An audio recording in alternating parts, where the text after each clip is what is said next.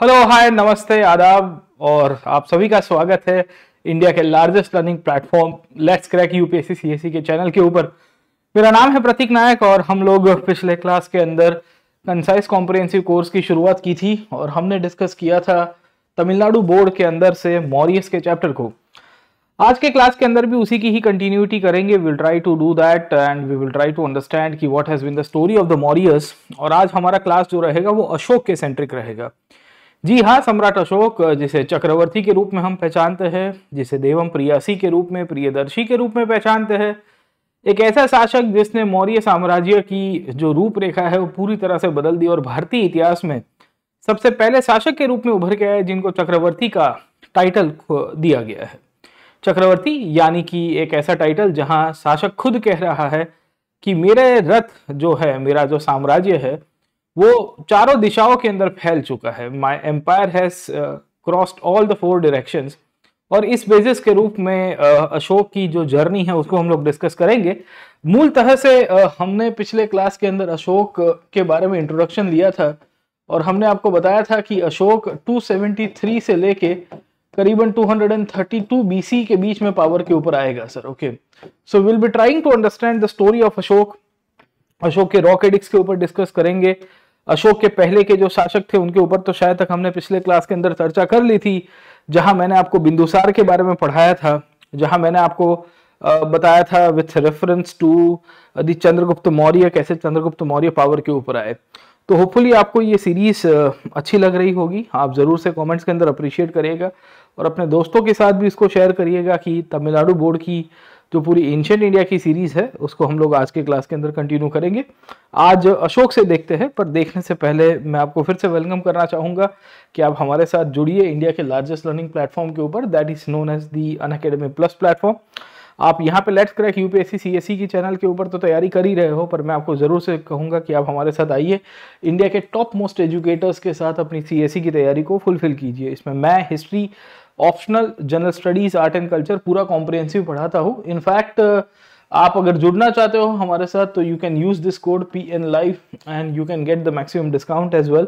आप यहाँ से हमारे साथ जुड़ सकते हो। हमारी नई बैचेस अभी शुरू हुई है। एक है आरंभ बैच जो 22 दिसंबर से we have just started off, मतलब हार्डली 2 दिन हुए हैं, जो इंग्लिश की बैच है। इसके सिवाय आप CSET एक्सक्लूसिव तैयारी करना चाहते हो तो वो भी आप हमारे साथ जुड़ सकते हो। बाकी अगर आपको कोई भी क्वेरी है सब्सक्रिप्शन रिलेटेड तो you can use this code 8585858585, ये नंबर है और आपको सब्सक्रिप्शन के लिए कोड यूज करना है PN Live। मेरी नई बैच आर्ट एंड कल्चर की शुरू हो रही है सर, ठीक है। I am starting with the art and culture of for the UPSC CSC sir, है ना। और उसको मैं 2 जनवरी से शुरू कर रहा हूँ। I am starting with the art and culture batch from 2 January onward से।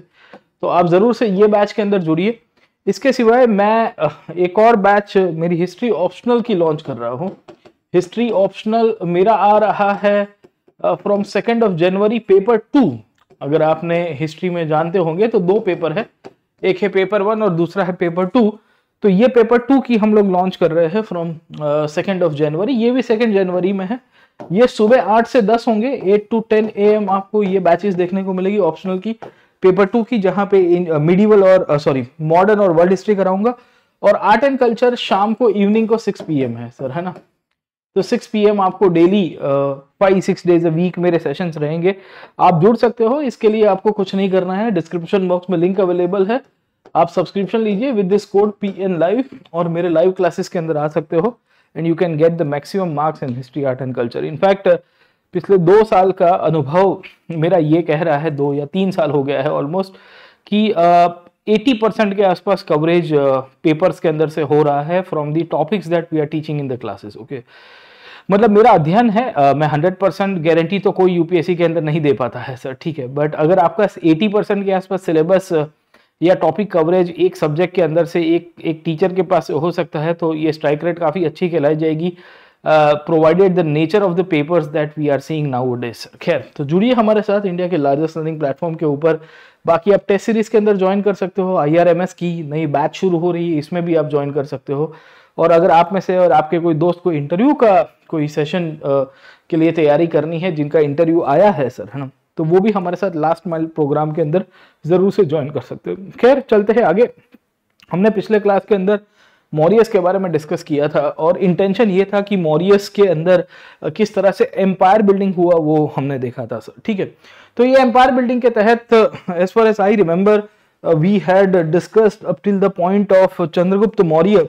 चंद्रगुप्त मौर्य के बाद हमने बिंदुसार के बारे में देखा था और बिंदुसार के बाद आज हम लोग अशोक के बारे में शुरू करेंगे सर, ठीक है ना। तो हमारा इंटेंशन ये है कि आज हम लोग सम्राट अशोक के बारे में देखें और समझने की कोशिश करें कि अशोक का इतिहास क्या रहा है, how Ashoka has came to power and how Ashoka is actually working for the empire building as well sir, ठीक है। तो अशोक के बारे में काफी सारी चीजें हैं हमको देखनी पड़ेगी, जैसे एक है एडिक्स ऑफ अशोका, अशोक के द्वारा जो भी एडिक्स इश्यू किए गए वो कैसे है, अशोकन एडिक्स की क्या इंपॉर्टेंस है वो भी हम लोग समझने की कोशिश करेंगे। बाकी अर्थशास्त्र को हमने पिछले क्लास के अंदर देख लिया था, as far as I remember we had discussed about the Arthashastra, है ना। ये हमारा बड़ा मार्कर है सर, ठीक है। तो इससे हम लोग आजकल उपयोग करेंगे सर, है ना, सो दैट बैठे बैठे ही आपको मार्किंग करते रहूं और समझाता रहूं कि क्या इतिहास रहा है अशोक के और मौर्यस के बारे में सर। खैर, तो पिछले क्लास के अंदर अगर आपको याद होगा तो हमने सोर्सेस के बारे में डिस्कस किया था, we had discussed about the sources. मैंने आपको जूनागढ़ रॉक इंस्क्रिप्शन के बारे में पढ़ाया था अशोक के, जहां इनके ज्योग्राफिकल एक्सपेंशन के बारे में पता चलता है। मुद्र राक्षस करके किताब के बारे में हमने शायद डिस्कस किया था, अगर आपको याद होगा तो in the previous session we had discussed about the Mudra Rakshasa, और मैंने आपको बताया था कि मुद्र राक्षस नामक एक बुक है, ये बुक विशाख दत्त के द्वारा लिखी गई है, इसमें भी हमको मौर्यस के इतिहास के बारे में पता चलता है सर, ठीक है। So we come to know about the story of the Mauryas, how they came to power sir, ठीक है। तो सीधा वहां पे ही चले जाते हैं मौर्यस के ऊपर से और देखते हैं कि मौर्यस की क्या कहानी है। तो हमने आपको बताया था पिछले क्लास में कि चंद्रगुप्त के बाद बिंदुसार और बिंदुसार के बाद अशोक, है ना। तो अगर आप टाइम फ्रेम याद करोगे, if you are able to recall the time frame sir, okay, तो चंद्रगुप्त मौर्य की टाइम फ्रेम जो थी वो थी 300 से लेके या 325 से लेके, है ना, प्रिसाइसली अगर आप समझिए तो this was around the period of 325 से लेके 298 बीसी के आसपास का पीरियड चंद्रगुप्त मौर्य का था। उसके बाद बिंदुसार के बारे में अगर आप समझने की कोशिश करेंगे तो बिंदुसार का जो टाइम पीरियड था वो था 298 से लेके 273 बीसी का पीरियड आपको देखने को मिलता है सर, ठीक है। अब उसके बाद अशोक आया, है ना, अभी हमने थोड़ी देर पहले आपको अशोक की टाइमलाइन बताई, वो थी 273 से लेके 232 बीसी का पीरियड सर, ठीक है। अब अशोक करीबन 40 साल तक रूल करता है और अशोक के बारे में ऐसा कहते हैं कि he was originally the governor of Takshashila, Takshashila करके इनका प्रांत हुआ करता था, वहां पे ये गवर्नर का काम करता था। इसके साथ साथ इसने उज्जैन में भी काम किया था गवर्नर के रूप में, so he had served under the aegis of Bindusara as the governor of Ujjain as well, okay.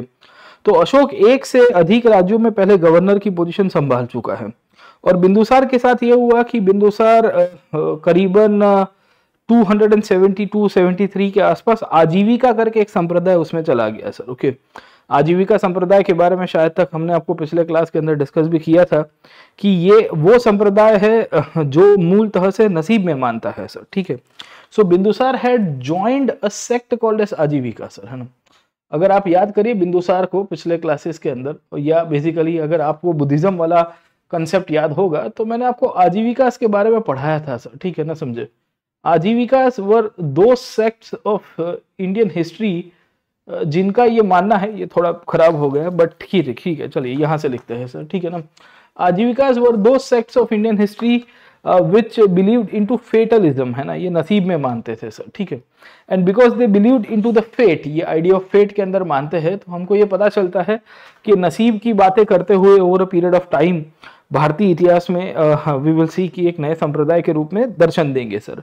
ये आजीविका संप्रदाय ही था जो मकाली गोसाल के द्वारा फाउंड किया गया था। मकाली गोसाल के मृत्यु के नहीं करके 300 साल के बाद, है ना, 250-300 साल के बाद बिंदुसार उसमें जुड़ते हैं। मतलब यह है कि आजीविका संप्रदाय अभी भी जिंदा है। The Ajivika sect is still alive, it is being still followed and it has got good numbers of followers as a part of the cultural history. ये भी आजीविका के बारे में हमको ये जनरेशंस के थ्रू या ये हिस्ट्री के थ्रू हमको समझ में आ रहा है सर। खैर, अब चलते हैं आगे और देखते हैं कि आगे की कहानी क्या है सर, ठीक है।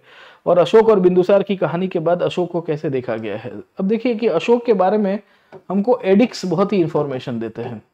एडिक्स अशोक के द्वारा बेसिकली बनाए हुए पत्थर है सर, है ना। अगर आप देखोगे तो रॉक एडिक्स के रूप में आपको यहाँ से देखने को मिलेंगे।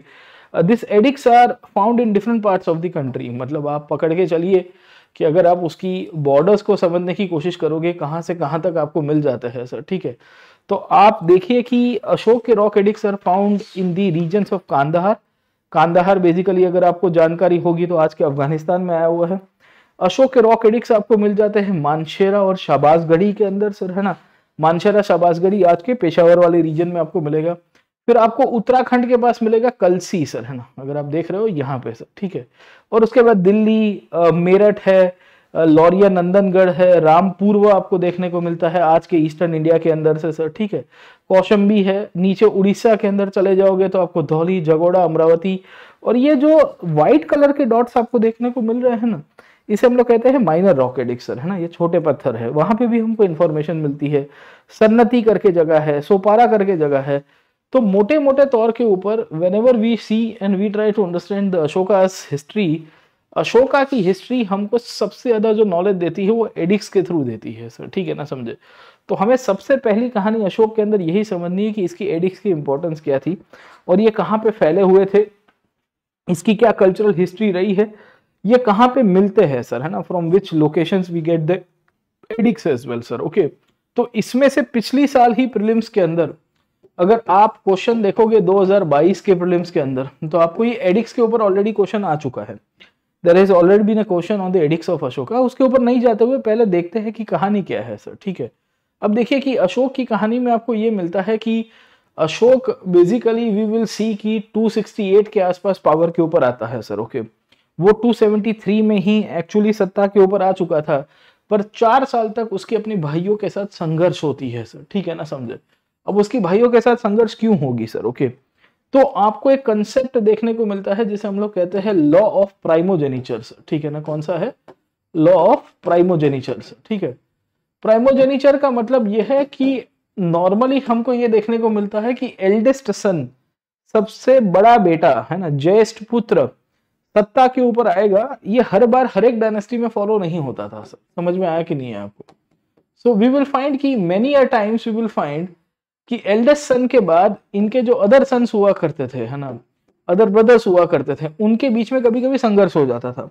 मतलब एक राजा है तो राजा के दूसरे संतानों के बीच में लड़ाई होगी, संघर्ष हो जाएगा सर, ठीक है। ये जो संघर्ष था ये अशोक के समय पे भी हमको मिलता है सर।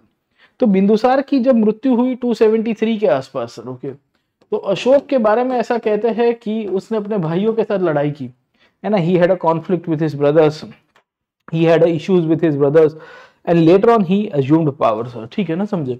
तो वी विल फाइंड कि अशोक ऑलरेडी पहले वाइसरॉय के रूप में एस्टेब्लिश हो चुका था, मैंने आपको बताया, तक्षशिला के अंदर और उज्जैन में। इनफैक्ट तक्षशिला में तो उसने विद्रोह शांत करके गवर्नर बना था।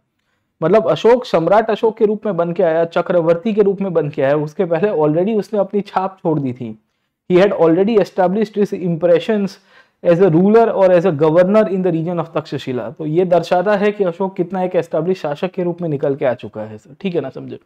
सो वी विल फाइंड कि उसके द्वारा ही बहुत सारे मॉन्यूमेंटल बिल्डिंग्स बनते हैं, इंक्लूडिंग पाटलिपुत्र का विकास हुआ और काफी सारा डेवलपमेंट होगा। तो अशोक के बारे में हमको जानकारी मिलती है सर, ठीक है ना, समझे।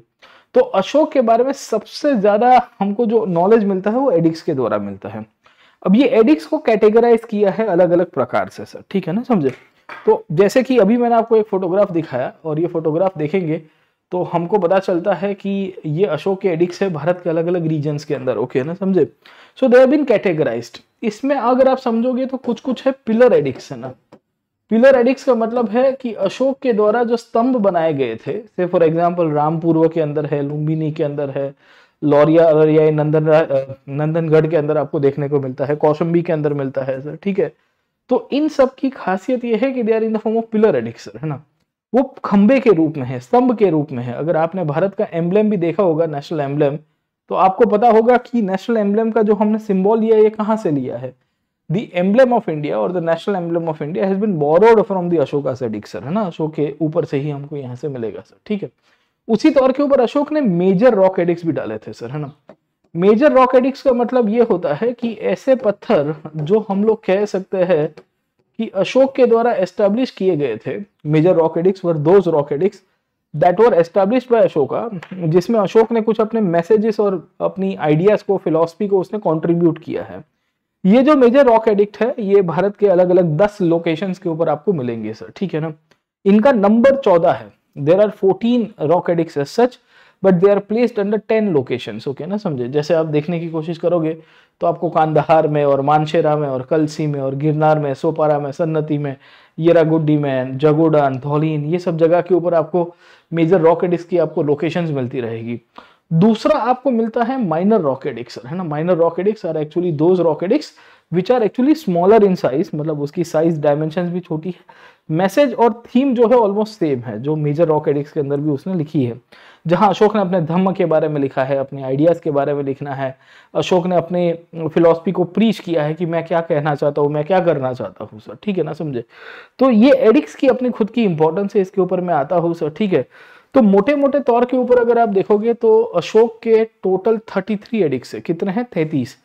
इसमें 14 तो मेजर रॉक एडिक है, 14 are number, location are only 10। याद रखना 14 नंबर है, लोकेशन तो खाली 10 ही है सर, ठीक है ना, समझे? Okay.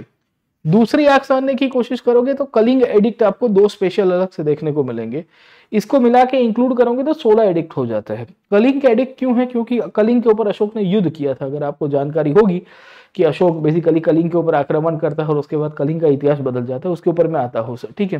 There are 7 pillar edicts, है ना। अशोक ने स्तंभ बनाए थे, जैसे सारनाथ का स्तंभ आपने जानकारी रखते होंगे।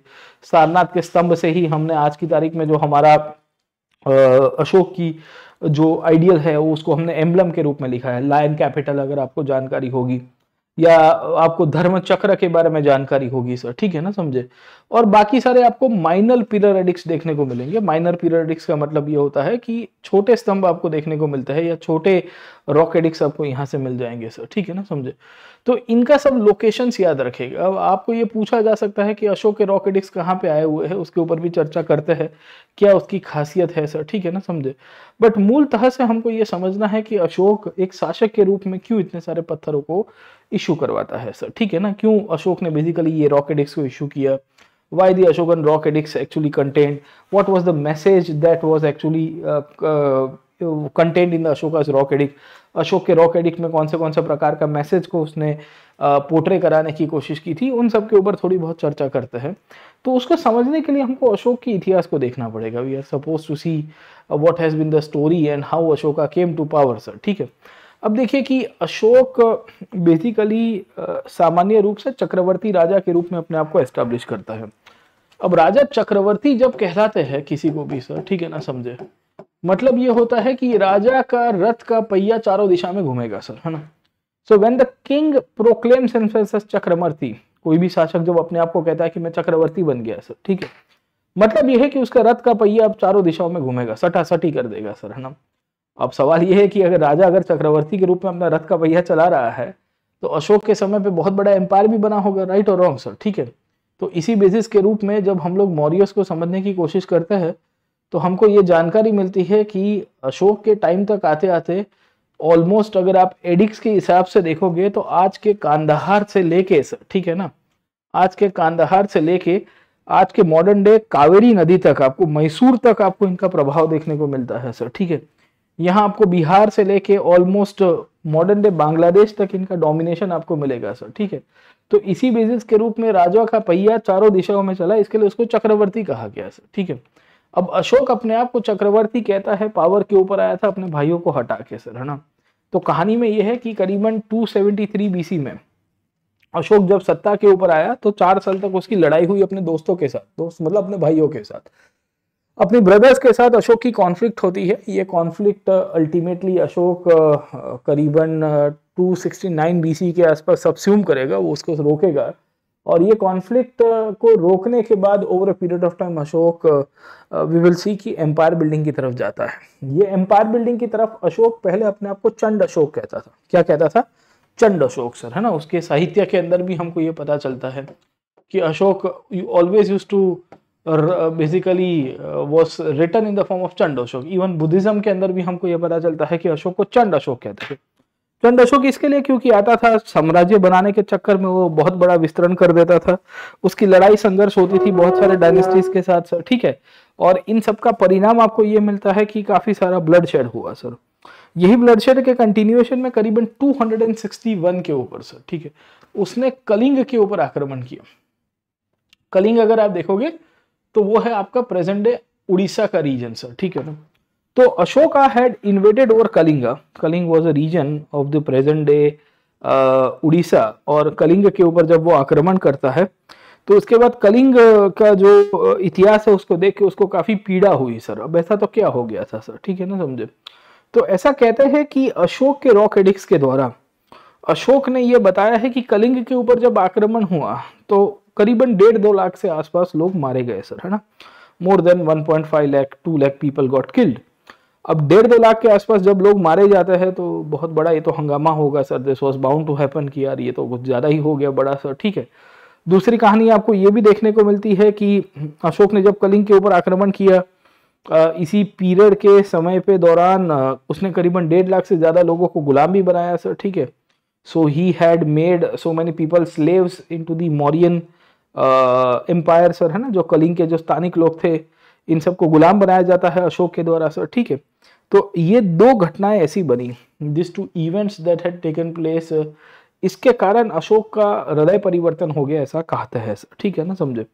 तो अशोक फिर चंड अशोक की जगह अपने आप को धम्म अशोक के रूप में कहलाता है। धम्म अशोक का मतलब यह है कि वी विल फाइंड कि अशोक कहता है कि अब मुझे धम्म को फॉलो करना है, अब मुझे बुद्धिज्म को फॉलो करना है, अब मेरे को ऐसी एक पीसफुल पॉलिसी फॉलो करनी है जिसके थ्रू मैं अपनी शासन को बेसिकली चला पाऊं और लोगों के ऊपर आइडियोलॉजिकल विक्ट्री करूं रेदर देन मैं उनके ऊपर पॉलिटिकल कॉन्क्वेस्ट के द्वारा अपनी सत्ता जो है वो हासिल करूं सर, ठीक है। तो Ashok realize this part, Ashok को ये चीज समझ में आई कि ये गलत हो रहा है, this is very wrong, this is that is happening and I want to alter the course, okay ना, समझे। Alter the course of history, I want to alter, I want to change it sir, ठीक है। ये जो alteration का part था इसी के बेसिस के रूप में उसने कलिंग के ऊपर आक्रमण किया और उसके बाद उसका हृदय परिवर्तन हो गया सर, ठीक है ना, समझे। तो इतिहास में भी यही बोला गया है सर, ठीक है ना। तो ये किताब में क्या लिखा गया देखिए sir, okay. So the defining event of Ashoka's rule show is campaign on the present day Kalinga in the 8th year of his reign. वो पावर के ऊपर आया था 268-269 में सर, है ना। तो मोस्ट प्रोबेबली ये 261 बीसी के आसपास की घटना है। This is a period of 261 BC sir, okay. This is the only recorded expedition of the Mauryas. याद रखना कि अशोक के बारे में अशोक ने और कहीं पे मिलिट्री एक्सपीडिशन किया हो ऐसे एविडेंसेस हमको मिल नहीं रहे हैं। अशोक ने और कहीं पे एक्सपीडिशन किया हो, any other place that the Ashoka had done military expedition, ऐसे कोई एविडेंसेस हमारे पास नहीं है सर, है ना। The campaign had probably been more ferocious and brutal than because this was a punitive war against Kalinga which had broken away from the Magadhan Empire. The Hathi Gufa inscription speaks of Kalinga as a part of the Nanda Empire. अब देखिए बहुत interesting कहानी आपको मिलती है sir, okay. Ashok कहता है कि भाई ये जो मैंने कलिंग के ऊपर आक्रमण किया, 1.5-2 लाख लोगों की मृत्यु हो गई, इसके बाद ये बेसिकली एक प्यूनिटिव एक्सपांशन था। प्यूनिटिव का मतलब है पनिशमेंट का पार्ट था। ऐसा क्यों था? तो अगर आपको याद होगा तो मगध में 3 डायनेस्टीज आई थी, हमने पिछले क्लास के अंदर पढ़ा था।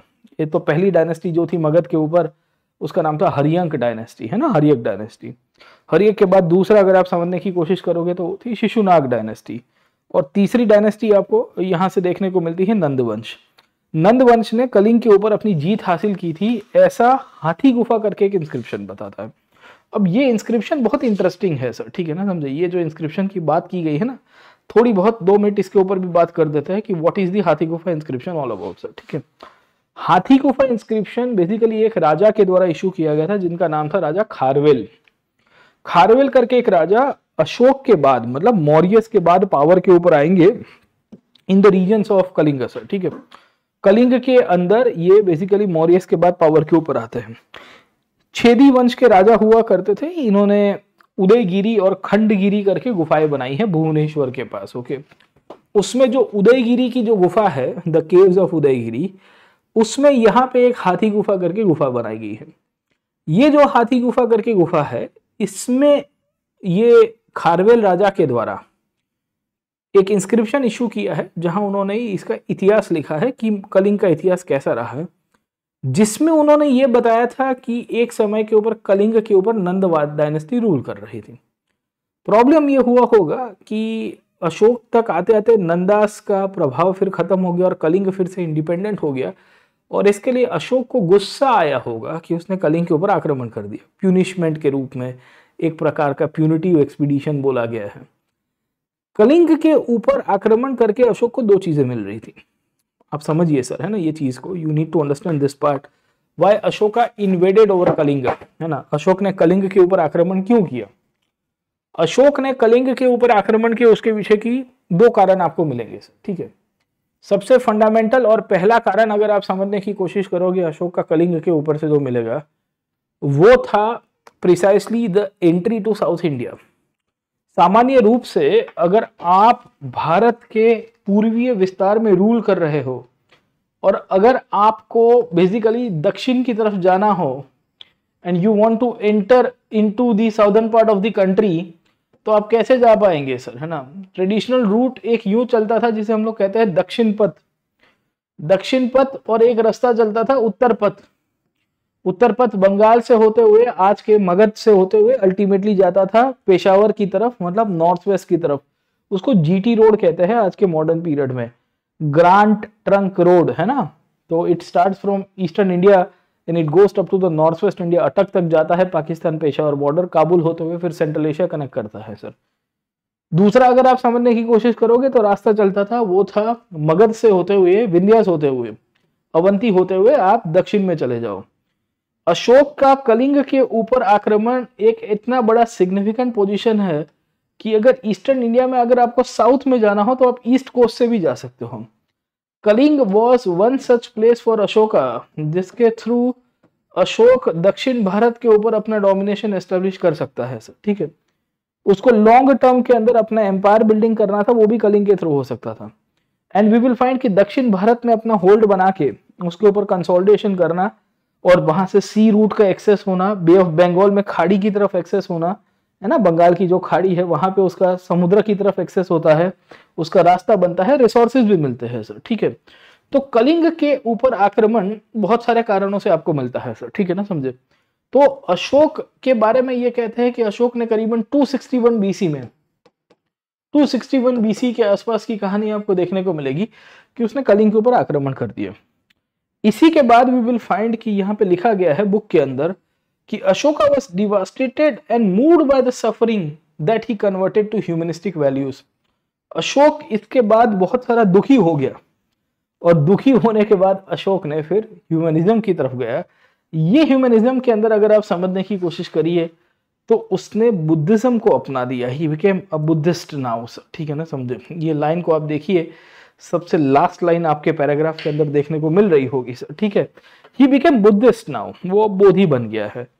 अब अशोक कह रहा है कि भाई अब दुनिया में कुछ बचा नहीं है, I want to follow Buddhism now onwards, and because अब मैं बुद्धिस्ट बन गया हूं तो मैं बुद्धिज्म सेंट्रिक अब जीवन चलाऊंगा सर। अब 2-3 सवाल यहां से निकल के आता है। The very first question, okay, क्या अशोक कलिंग के बाद ही बुद्धिस्ट बना था या कलिंग के पहले उसके अंदर कोई बुद्धिज्म की वैल्यूज थी कि नहीं थी, उसको लेके एक अलग ही डिबेट चलती है, उसके ऊपर नहीं जाएंगे। सवाल यह था कि अशोक बुद्धिज्म की तरफ गया, उसके पीछे का कारण क्या था। तो एक तो दुख कारण था, दूसरा अशोक कलिंग की तरफ जाता, उसके पीछे का कारण क्या था, उसका एम्पायर बिल्डिंग, उसको साम्राज्य बनाना था। तो दुख बुद्धिज्म के कारण या उसका जुड़ाव होता है, और एम्पायर बिल्डिंग का जो प्रश्न है, जो साम्राज्य बनाने का प्रश्न है, वो भी आपको पीछे देखने को मिलता है, ठीक है। इसी बेसिस के रूप में वी विल फाइंड कि अशोक धीरे धीरे धीरे अपने एडिक्स इश्यू करवाता है। एडिक्स का मतलब है, मैंने आपको बताने की कोशिश की, after converting to Buddhism you will be issuing so much of edicts. ये एडिक्स में वी विल फाइंड कि वो पिलर एडिक्स इश्यू करवाता है, उसने रॉक एडिक्स इश्यू करवाया है, और उसने बेसिकली अगर आप देखने की कोशिश करोगे मेजर रॉक एडिक्ट और माइनर रॉक एडिक्ट, दोनों प्रकार के रॉक एडिक्ट्स का उसने उपयोग किया है। इन दोनों रॉक एडिक्ट्स के सहारे Ashok is trying to actually portray and actually highlights कि भाई मेरा साम्राज्य कितना बड़ा है और जहां जहां लोग हैं वहां वहां मैं अपना धम्म को प्रचार करूंगा, ठीक है। So wherever there are people out there I will ask them to follow my Dhamma. Dhamma is the Prakrit version of dharma. Pali और प्राकृत में र साइलेंट हो जाता है, जैसे आप संस्कृत में धर्म कहते हो ना सर, ठीक है, तो वहां पे धर्म की जगह धम्म हो जाएगा सर, है ना, सूत्र का सूत्र हो जाता है सर, ठीक है ना, समझे। तो ऐसे आपको धर्म का धम्म देखने को मिलेगा, म धम्म सर, समझे। तो we will see that Ashok की जो बैकग्राउंड है, ये बैकग्राउंड में आपको इस तरह की पहली कहानी समझ में आती है कि अशोक का किस तरह से कन्वर्ट हुआ और वो बुद्धिज्म की तरफ चला गया सर, ठीक है।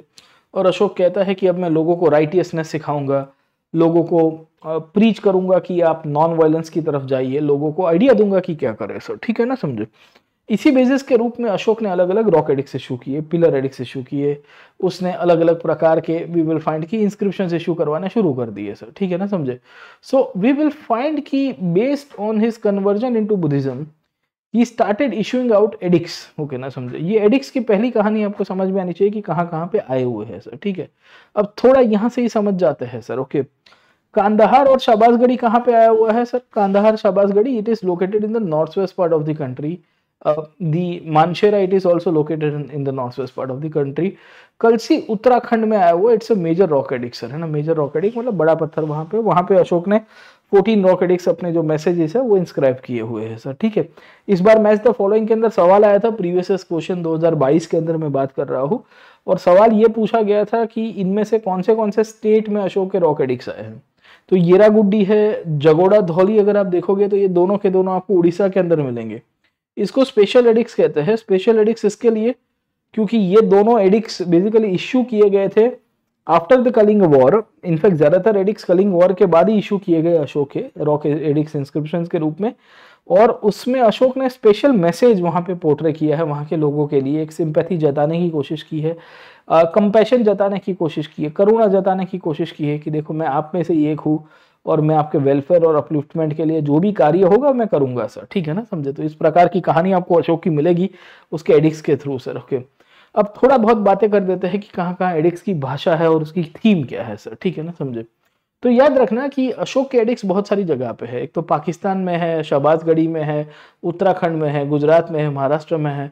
तो this are all the states through which you will find the major rock edicts, okay ना, समझे। There are 10 locations. कितनी लोकेशंस है?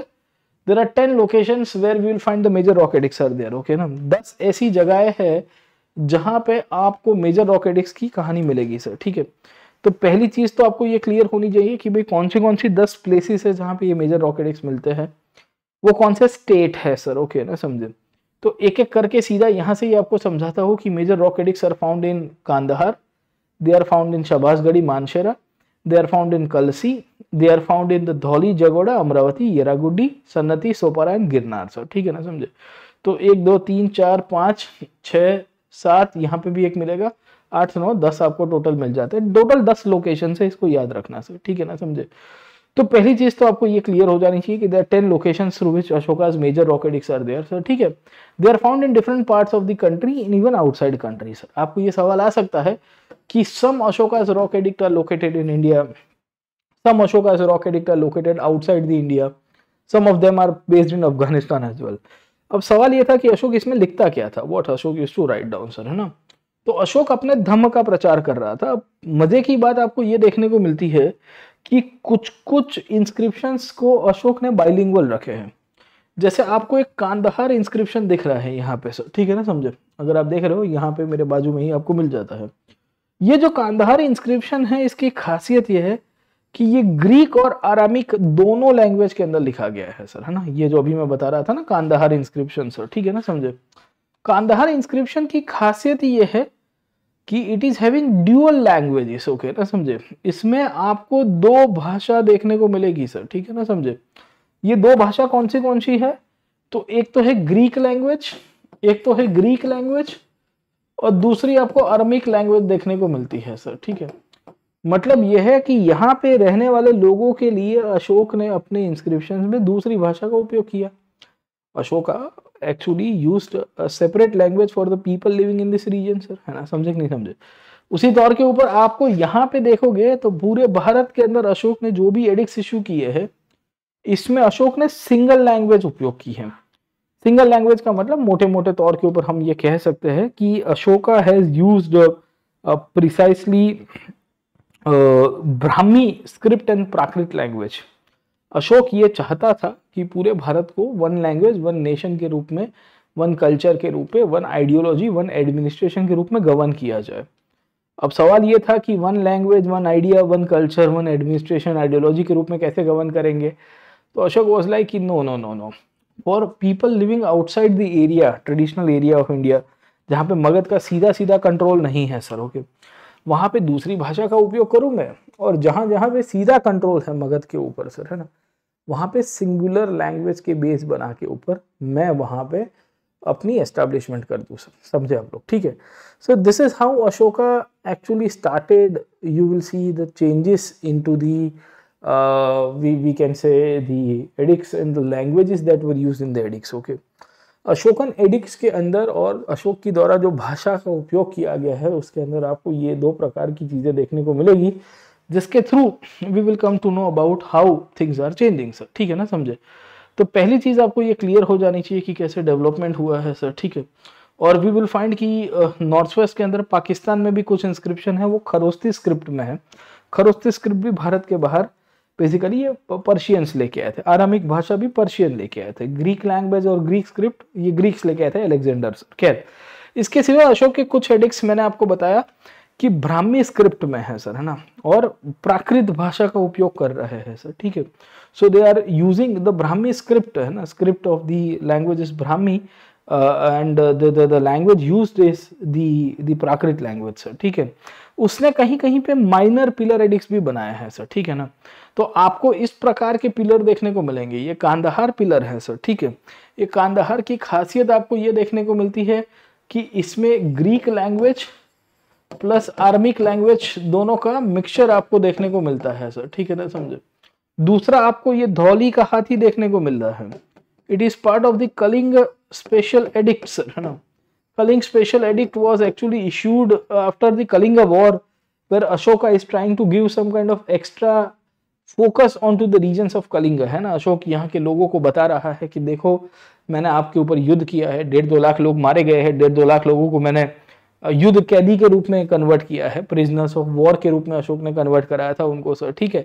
बट ये सब चीजें अशोक की एक ग्रांड और लॉन्ग टर्म पॉलिसीज के रूप में आपको यहाँ से देखने को मिलेगी सर, ठीक है। ये अशोक का सारनाथ का एडिक्ट है, ये पिलर एडिक्ट की खासियत है। ये सारनाथ का पिलर अगर आपने देखा होगा तो हमको हमारे अशोक स्तंभ के अंदर मिल जाता है सर, ठीक है ना। So we do get the Sarnath pillar edict in the form of the Ashok स्तंभ, है ना। तो अशोक स्तंभ ने आप सबने अशोक स्तंभ को देखा होगा यहाँ फोटोज में या कहीं पे सर, ठीक है ना, जहां आपको ये अशोक इस प्रकार के 3 या 4 लायन कैपिटल के साथ आपको मिल जाता है सर, ठीक है ना, समझे।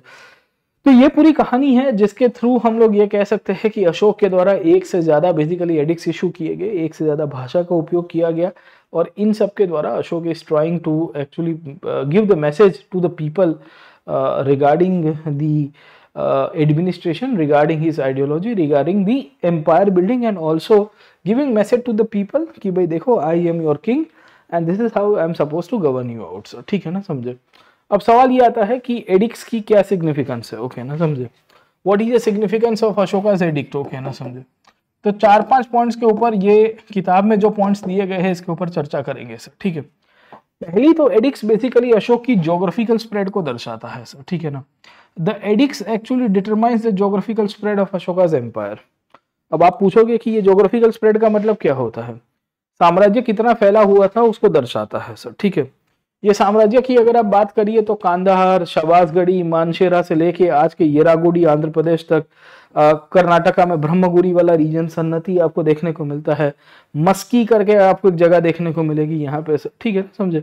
तो ये सब चीजें दर्शाता है कि how big the empire is sir, है ना, कितना बड़ा एम्पायर है अशोक का, इसके बारे में हमको जानकारी मिलती है सर, है ना, समझे। ऊपर से यहाँ मल्टी लैंग्वेजेस का उपयोग किया गया है, मल्टीलिंगुअल है सर, ठीक है। And because Ashoka's inscriptions are multilingual in nature, तो ये मल्टीलिंगुअल नेचर होने के कारण भी हमको ये नॉलेज मिलता है कि Ashok wanted to talk to the people. Ashok वहाँ के लोगों को बात करना चाहता था उन्हीं की भाषा के अंदर सर, है ना। खास करके उसने नॉर्थ वेस्ट इंडिया में अलग प्रकार के इंस्क्रिप्शन इशू किए हैं। अगर आप समझने की कोशिश करिए तो हमको ये जानकारी मिल रही है कि अशोक के द्वारा नॉर्थ वेस्ट के सिवाय साउथ इंडिया के अंदर ब्रह्मी और प्राकृत का मिक्सचर रखा है। अब आज के कर्नाटका के अंदर, आज के आंध्र प्रदेश वाले रीजन में अशोक बेसिकली जब प्राकृत भाषा का उपयोग कर रहा है तो वो क्या दर्शाता है, वो उसकी हेजेमनी को दर्शाता है। वो दर्शाता है कि अशोक कह रहा है कि देखिए कि इरिस्पेक्टिव साउथ में अलग कोई भी कल्चर या लैंग्वेजेस चल रही हो, but I want you to follow my fold, है ना। मैं चाहता हूँ कि आप मेरे द्वारा बताए रास्ते के ऊपर चलिए, मेरे द्वारा बताए जो सिस्टम है, आदेश है, उसके ऊपर चलिए। इसके लिए सिंगल लैंग्वेज का यूज़ किया है सर, ठीक है ना, समझे। तो ये एडिक्स की पहली इंपॉर्टेंस आपको ये मिलती है सर, ओके। ये एडिक्स के अंदर अशोक ने बेसिकली अपने फॉरेन रिलेशंस के बारे में भी बताया है सर, ठीक है। खास करके रॉक एडिक्ट नंबर 2, 2 नंबर का रॉक एडिक्ट है सर, ठीक है ना। तो इसमें लिखा है the second inscription mentions lands beyond his borders, okay ना, कि भाई उसके साम्राज्य के बाहर क्या परिस्थिति है। The Cholas, the Pandyas, the Satyaputras and the Keralaputras, that is known as the Cheras, even Tamrapani, the Yona king Antiochus and the kings who are the neighbors of the Antiochus, इन सब के बारे में अशोक ने बेसिकली ये एडिक्ट्स के थ्रू नॉलेज दिया है। In fact 2 number का एडिक्ट और 13 नंबर का एडिक्ट है ना, आपकी किताब में तो नहीं है, पर total 14 edicts are there sir, है ना। कितने हैं? 14। ये 14 एडिक्ट्स के अंदर अशोक ने अलग अलग प्रकार की मैसेजेस को कन्वे कराया है। ये मैसेजेस में अशोक मूलतः से एक आइडियोलॉजिकल प्रभाव छोड़ने की कोशिश कर रहा है मासेस के ऊपर, जहां अशोक ये बता रहा है कि देखिए, मैं एक फादर फिगर के रूप में हूं, आप मेरे संतान हो, I am a father figure to you and you are my children, and you being my children you need to obey my order and you need to obey what I am trying to preach you out sir, ठीक है। यही preaching के समय के दौरान और यही पूरा का पूरा जो आइडियोलॉजिकल बैकग्राउंड है, इसी के बेसिस के रूप में अशोक का के एडिक्ट्स की हमको ये नॉलेज मिलती है कि Ashok gives this detail about how things are being conducted sir, ठीक है ना। The edicts reveal Ashoka's believe in peace, righteousness and justice and his concern for the welfare of his people. In fact ये पूरा का पूरा अशोक का धम्म है सर, है ना। तो अशोक ने हर एक एडिक्ट में ये बताने की कोशिश की है कि हमको हिंसा की तरफ नहीं जाना चाहिए। अशोक ने अपने एडिक्ट्स के थ्रू ये बताने की कोशिश की है कि हमको राइटियसनेस की तरफ जाना चाहिए, हमको अच्छी ड्यूटीज करनी चाहिए, माता पिता की सेवा, बड़ों का आदर करना चाहिए। घर में अगर आपके यहाँ कोई नौकर भी है, स्लेवरी सिस्टम उस पीरियड में हुआ करती थी, तो अशोक ने वहां तक बताया है कि we should have human treatment with the slaves. Slaves के साथ हमारी ट्रीटमेंट कैसी होनी चाहिए? ह्यूमन होनी चाहिए, मतलब अच्छी ट्रीटमेंट हमको स्लेव्स के साथ करनी चाहिए सर, ठीक है ना, समझे। So we will see that Ashoka's edict had a universal applicability sir. Ashok के एडिक्ट्स की क्या खासियत थी? वो यूनिवर्सल लेवल एप्लीकेबिलिटी थी। अशोक कहता है कि श्रमणों का आदर कीजिए, you try to respect the shramana. Shramanas were those people जो बेसिकली ब्राह्मण हुआ करते थे या आजीविकास हुआ करते थे या बौद्ध हुआ करते थे, जो संसार त्याग के सत्य की शोध में चले गए थे सर, ठीक है। तो अशोक के एडिक्ट्स की खासियत आपको ये मिलती है कि उसमें यूनिवर्सल एप्लीकेबिलिटी थी। अशोक कहता है कि शांति से बात करिए, टॉलरेंस रखिए। अशोक न्याय की बात करता है, ही टॉक्स अबाउट जस्टिस, है ना, समझे। तो by rejecting violence and war and advocating peace and the pursuit of dhamma, Ashoka negated the prevailing philosophy of the statecraft and stressed that an emperor had to strive to extend and consolidate his empire through warfare and military conquest। अब आप समझने की कोशिश करिए। सामान्य रूप से we will find कि राजा के लिए कहा जाता है कि राजा तो दिग्विजय होना चाहिए, एक ऐसा राजा जिसका साम्राज्य चारों दिशाओं में हो और उसकी पॉलिसीज में दिग्विजय का कंसेप्ट होना चाहिए। अशोक ने वो चीज को गलत प्रूव करवा दिया। अशोक ने कहा कि भाई देखो, राजा धम्म विजय भी कर सकता है। धम्म विजय का मतलब यह है कि मैं एक ऐसी आइडियोलॉजी दूंगा जिसके थ्रू लोगों को बांधा जा सकता है, वो चाहे कोई भी किंगडम में रह रहे हो, कोई भी एरिया में रह रहे हो, उनका जो भी संप्रदाय हो, विचारधारा हो, सब में, क्योंकि ये ऐसी बेसिकली आइडियोलॉजी है जो सबके अंदर लागू होगी। जैसे अशोक कहता है कि शांति से रहो, be tolerant of each other, हाँ, never criticise each others action. Ashok कहता है कि खाली खोटा मीनिंगफुल एक्सपेंसेस के तरफ मत जाइए, आप समाज में खोटा खर्चा मत कीजिए सर, ठीक है। तो जब अशोक ये कह रहा है कि we should not go and you should not spend certain amount of money, what does that signifies? That signifies कि Ashoka is trying to plead to the people, he is trying to talk to the people कि भाई देखिए कि what is the point of spending money unnecessary. आप ऐसी बहुत सारी ceremonies करते हो, इससे अच्छा तो आप कहीं पे दान करके आओ, वो ज़्यादा ठीक रहेगा सर, ओके। अशोक ने वहां तक बताया है कि when you glorify your own sect, आप अपने ही संप्रदाय, अपने ही विचारधारा को ओवर ग्लोरीफाई कर देते हो, तो लॉन्ग टर्म में आप अपने ही समाज को, अपनी ही आइडियोलॉजी को नुकसानित कर रहे हो सर, ठीक है। So when you over glorify your own sect beyond a certain point, you are trying to harm your own community only sir, है ना, क्योंकि आप ज्यादा ही कर दोगे अपने समाज को लेके, अपने धर्म को लेके, अपने संप्रदाय को लेके सर, ठीक है। तो ये एक ऐसी विचारधारा थी अशोक की जिसे हम लोग ये कह सकते हैं कि जो स्ट्रेट फॉरवर्ड है, पहली बात तो। दूसरी कहानी आपको ये मिलेगी कि ये ऐसी विचारधारा है जिसमें अशोक मूलतः से ये बताने की कोशिश कर रहा है कि मुझे लोगों को बाइंड कर रहा है। एक्चुअली अशोक के ये जो एडिक्ट्स थे, इससे एम्पायर बिल्डिंग भी हो रहा था। ये एडिक्ट्स के थ्रू अशोक अपना धम्म प्रीच कर रहा है सर, ठीक है। So via this edicts Ashok is actually preaching his Dhamma. तो अशोक जब अपना धम्म प्रीच कर रहा है तो धम्म प्रीच करते करते यहाँ के लोगों को सबको ज्वाइन कर रहा है ना। मीरठ में उसके एडिक्ट्स आए हुए हैं, कौशंबी में आए हुए, सोपारा में है, सोपारा महाराष्ट्र में, नाला सोपारा कहते हैं उसको सर, है ना, वसई, विरार, नाला सोपारा, है ना, मुंबई का जो आज का एक्सटेंडेड पार्ट है नॉर्थ के अंदर, वो सब आपको मिलेगा सर, ठीक है। गुजरात में गिरनार रॉक इंस्क्रिप्शन है। गिरनार रॉक इंस्क्रिप्शन में तो अशोक की तो हमको जानकारी मिलती ही। Even after Ashoka we do come to know about this, क्या कह सकते हैं, Rudradaman. We come to know about Skanda Gupta, the Gupta dynasty king as well sir, ठीक है। तो कितने सारे लोगों की इंफॉर्मेशन मिली हमको ये एडिक्ट्स के थ्रू सर। खैर चलते हैं थोड़ा आगे और समझने की कोशिश करते हैं कि मौर्यस में अशोक का कंट्रीब्यूशन क्या था सर। ओके, ये अशोक के कंट्रीब्यूशन में हम लोग जब बेसिकली अशोक को देखते हैं तो अशोक ने बुद्धिज्म को अपना लिया था। अब बुद्धिज्म को पोर्ट्रे करने के लिए अशोक ने बहुत सारी चीजें की सर, है ना, समझे। So Ashoka adopted Buddhism and after adopting Buddhism, Ashoka had actually we can say portrayed his ideals in the form of edicts, rock edicts के रूप में, pillar edicts के रूप में अशोक ने बेसिकली we will see कि अपने आइडियाज को प्रीच किया है। दूसरा, अशोक के समय तक आते आते बुद्धिज्म में एक काउंसिल होती है जिसे हम लोग कहते हैं थर्ड बुद्धिस्ट काउंसिल। ये थर्ड बुद्धिस्ट काउंसिल को भी उसी ने ही बुलवाया था।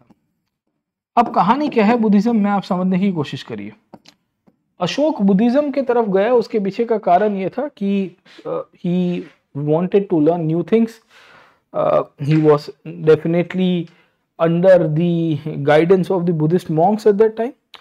तो टिस्सा करके या उपगुप्त करके बेसिकली एक टीचर से जिनके परिचय में अशोक आया था, और उनके परिचय में आने के बाद भी अशोक बौद्ध संप्रदाय और बौद्ध धर्मों की तरफ गया था सर, ठीक है। अब सवाल यह है कि ये जो तीसरी बौद्ध परिषद है ये हमारे लिए बहुत इंपॉर्टेंट है, क्योंकि बुद्धिज्म में अशोक के पहले 2 परिषदें हो चुकी हैं। अगर आपको पुराने क्लासेस याद होंगे तो हमने आपको पिछले क्लासेस के अंदर बुद्धिस्ट काउंसिल्स के बारे में पढ़ा दिया था सर, और जब हमने पिछले क्लास में बुद्धिस्ट काउंसिल्स के बारे में डिस्कस किया था तो मैंने आपको बताया था कि जब फर्स्ट बुद्धिस्ट काउंसिल होती है वो अजातशत्रु के द्वारा बुलाई जाती है।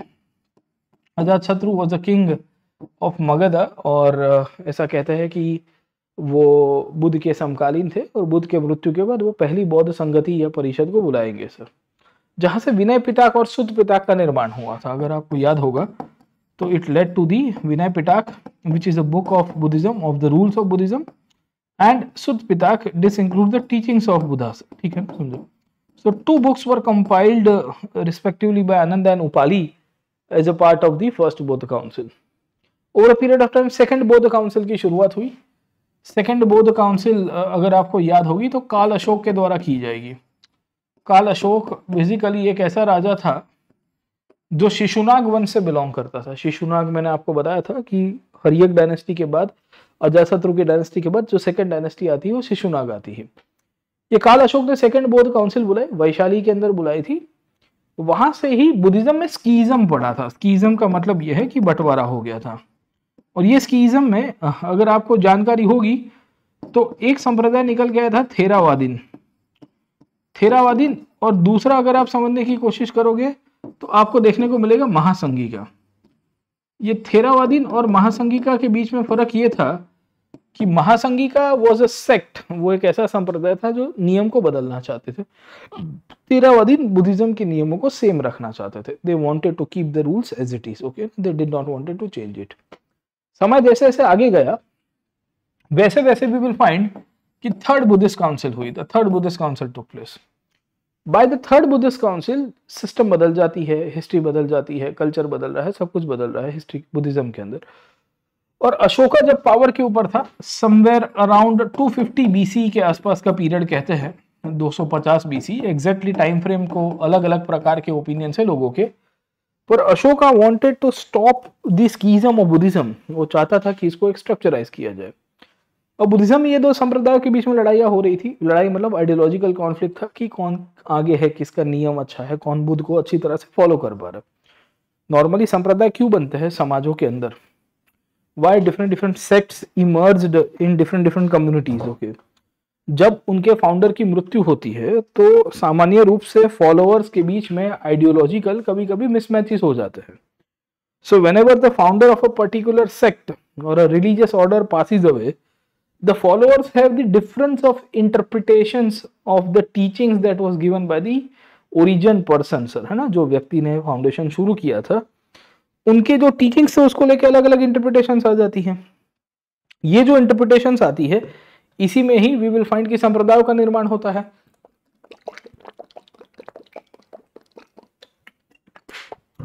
अब बात यह है कि बुद्धिज्म में संप्रदाय ऑलरेडी दो बन चुके हैं।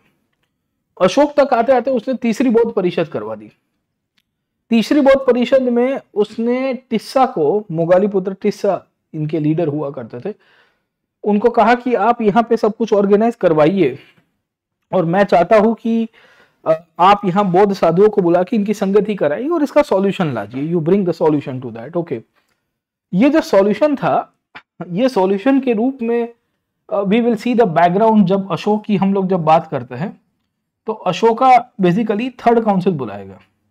ये थर्ड काउंसिल में बुद्धिज्म की तीसरी किताब का भी कंपाइलेशन हुआ। ये तीसरी किताब को कहते हैं दी अभिधम्म पिताक। कौन सी किताब है? अभिधम्म। अभिधम्म पिताक was a book that actually talked about the philosophy of Buddha. Abhidhamma किताब, ये अभिधम्म पिताक was a book that talked about the philosophy of Buddha. Buddha के फिलोसफिकल डॉक्ट्रिन्स की बात करता है। इसी में ही अशोक ने थेरावादिन करके जो संप्रदाय था, इसको भी अशोक ने पेट्रोनेज दिया और बुद्धिज्म को एक प्रकार का स्टेट रिलीजन के रूप में सर उसकी स्थापना करवाई। सर, ये स्टेट रिलीजन क्यों बता रहा हूं? क्योंकि अशोक खुद तो बोधि बन गया था। Ashok already became a Buddha, है ना, मतलब he started following the Buddhism after the Kalinga war. Kalinga war के बाद तो खुद बन ही गया था। तीसरी परिषद के बाद उसने ज्यादा पेट्रोनेज देना शुरू किया। उसके बाद उसने आर्किटेक्चर बनाया, मॉन्यूमेंट्स बनाया। अभी मैं आपको अशोक का स्तंभ बता रहा था, तो अशोक के स्तंभ के अंदर आपको ये जो 4 लायन मिलते हैं, ये 4 लायन का इंपॉर्टेंस क्या है? What is the significance of this 4 Lions? Okay, ये जो 4 लायंस आप देखते हो बुद्धिज्म में, ये 4 लायंस का इंपॉर्टेंस ये है कि ये मूलतः से बुद्धा की चारों दिशा में दहाड़ है। This is actually the roar of Buddha in the form of a lion in all the 4 directions. And because it is a dahad or a roar in all the 4 directions, Buddha साथों साथ ये भी प्रोक्लेम कर रहे हैं कि माय संघ is open for all. मेरा जो संघ है वो सबके लिए ओपन है। And because it is open for all, you are most welcome to join it. I don't have any problem in that. और इसी बेसिस के रूप में वी विल फाइंड कि बुद्धिज्म को एक नई दिशा दिखाने की कोशिश हम लोग ये कह सकते हैं कि अशोक के द्वारा दी जाती है। सर, ठीक है, तो आर्किटेक्चर, मॉन्यूमेंट्स, बुद्धिज्म के आइडियाज, अशोक के रॉक एडिक्स इसके बाद बहुत बड़ी मात्रा के अंदर बढ़ेंगे। सर, ठीक है ना, समझे? So we need to see this part कि अशोका बुद्धिज्म की तरफ गया 250 बीसी के आसपास। उसने उस पीरियड में ऑलरेडी बुद्धिज्म में कन्वर्ट कर दिया है, पर उसने थर्ड बुद्धिस्ट संघ की स्थापना कराई। कहाँ पे करवाई थी? पाटलिपुत्र के अंदर। सर, अब ये सवाल आपका बन सकता है सर, ठीक है ना, समझे? पहली काउंसिल होती है राजगीर में सर, क्योंकि मगध का पुराना कैपिटल कौन सा था? राजगीर। दूसरी काउंसिल अगर आप देखोगे तो काल अशोक कराएगा वैशाली में। Vaishali is also in Bihar only sir, ठीक है ना, ये भी बिहार के अंदर ही आपको मिलता है। तीसरी पाटलिपुत्र के अंदर होती है, क्योंकि by that time Pataliputra had already emerged as a place जहां पे वी विल सी कि कैपिटल्स के रूप में उसका डेवलपमेंट बढ़ गया था। अब सवाल यह है कि अशोक ने थर्ड बुद्धिस्ट काउंसिल करवाई, उसके बाद किया क्या? सर, ओके ना, समझे? तो एक तो मैंने आपको बताया कि उसने त्रिपिटका का निर्माण कराया। त्रिपिटक का मतलब यह है कि he was able to compile the 3 books of basically Buddhism, Vinaya Pitaka, Abhidhamma Pitaka और सुध पिटक। उसमें विनय और सुध पिटक पहले से ही हो गए थे, अभिधम पिटक इस पीरियड में हो रही थी। दूसरी हमको ये देखने को मिलता है कि अशोक धम्म महामंतास की अपॉइंटमेंट करेगा, है ना। क्या करता है?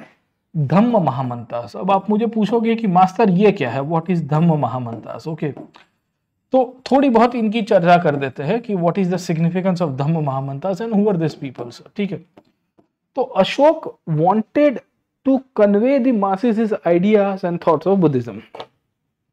अशोक चाहता था कि लोगों के अंदर उसके बुद्धिज्म के प्रति जो विचार है वो पॉपुलराइज हो। अशोक ये भी चाहता था कि बुद्धिस्ट आइडियल्स को ग्रो कराया जाए। वो ये भी सोच रहा था कि बुद्धिज्म के विचार में भारत के बाहर भी लेके जाऊं। अब कैसे लेके जाऊंगा? So hence to spread the thought of Buddhist ideals he started appointing Dhamma Mahamattas. Ashok ने धम्म महामंतास की अपॉइंटमेंट की। ये धम्म महामंतास बेसिकली ऑफिशियल्स थे। महाअमत्यस, अमत्य से महामंत्रास, महामंत्रास अगर आप समझोगे तो ऑफिशियल्स के रूप में आपको मिलेंगे, जिनको भेजा गया भारत के बाहर। They were sent outside the country. Why they were sent outside the country? Just to spread the ideals and teachings of Ashoka and Buddhism, sir. So hence you will find कि the Dhamma Mahamantas was sent. इनको we will find कि भारत के बाहर भेजा जाता है to spread the ideals of Buddhism into the regions like Kashmir, South India and to convert the people to the religion. Convert का मतलब है कि philosophical basis के रूप में अशोक चाहता था, आइडियोलॉजिकल बेसिस के रूप में लोग बुद्धिज्म की तरफ चले जाए, धर्म की तरफ चले जाए। और इसी का ही एक इंपॉर्टेंट पार्ट आपको यहां से देखने को मिलेगा कि अशोक ने अपने संतानों का भी उपयोग किया। मतलब सामान्य रूप से आज की तारीख में भी जब इंपॉर्टेंट कोई भी डिप्लोमेटिक मिशन पे किसी को भेजना होता है तो प्रधानमंत्री या हमारी जो सरकारें हैं वो बहुत ही खास किस्म के लोगों को भेजेगी। नंबर 1 के बाद नंबर 2, नंबर 3 ऐसे व्यक्तियों को भेजा जाएगा in the administration who can represent the legacy of the state, who can represent the government directly, sir. Okay, ये आज की तारीख में भी आपको मिलता है, सर। अभी भी आज की तारीख में अगर आपको मतलब भारत की तरफ से रिप्रेजेंट करना हो किसी को, तो प्रधानमंत्री सोचते हैं कि मैं नहीं जाऊंगा तो किसको भेजूंगा। ऐसे लोगों को भेजा जाए जो प्रभाव छोड़ के आए। I want those people to be sent who can create an impact from the place where they are going to, sir, है ना, at the place where they are going to. Ashok के टाइम पे भी आपको ये मिलता है। Ashoka did the same thing, sir. Okay. So what Ashok did is very smart, है ना, ये सीखने वाली बात है, सर। ओके, अशोक ने क्या किया कि उसने श्रीलंका में अपने लड़के और लड़की को भेज दिया।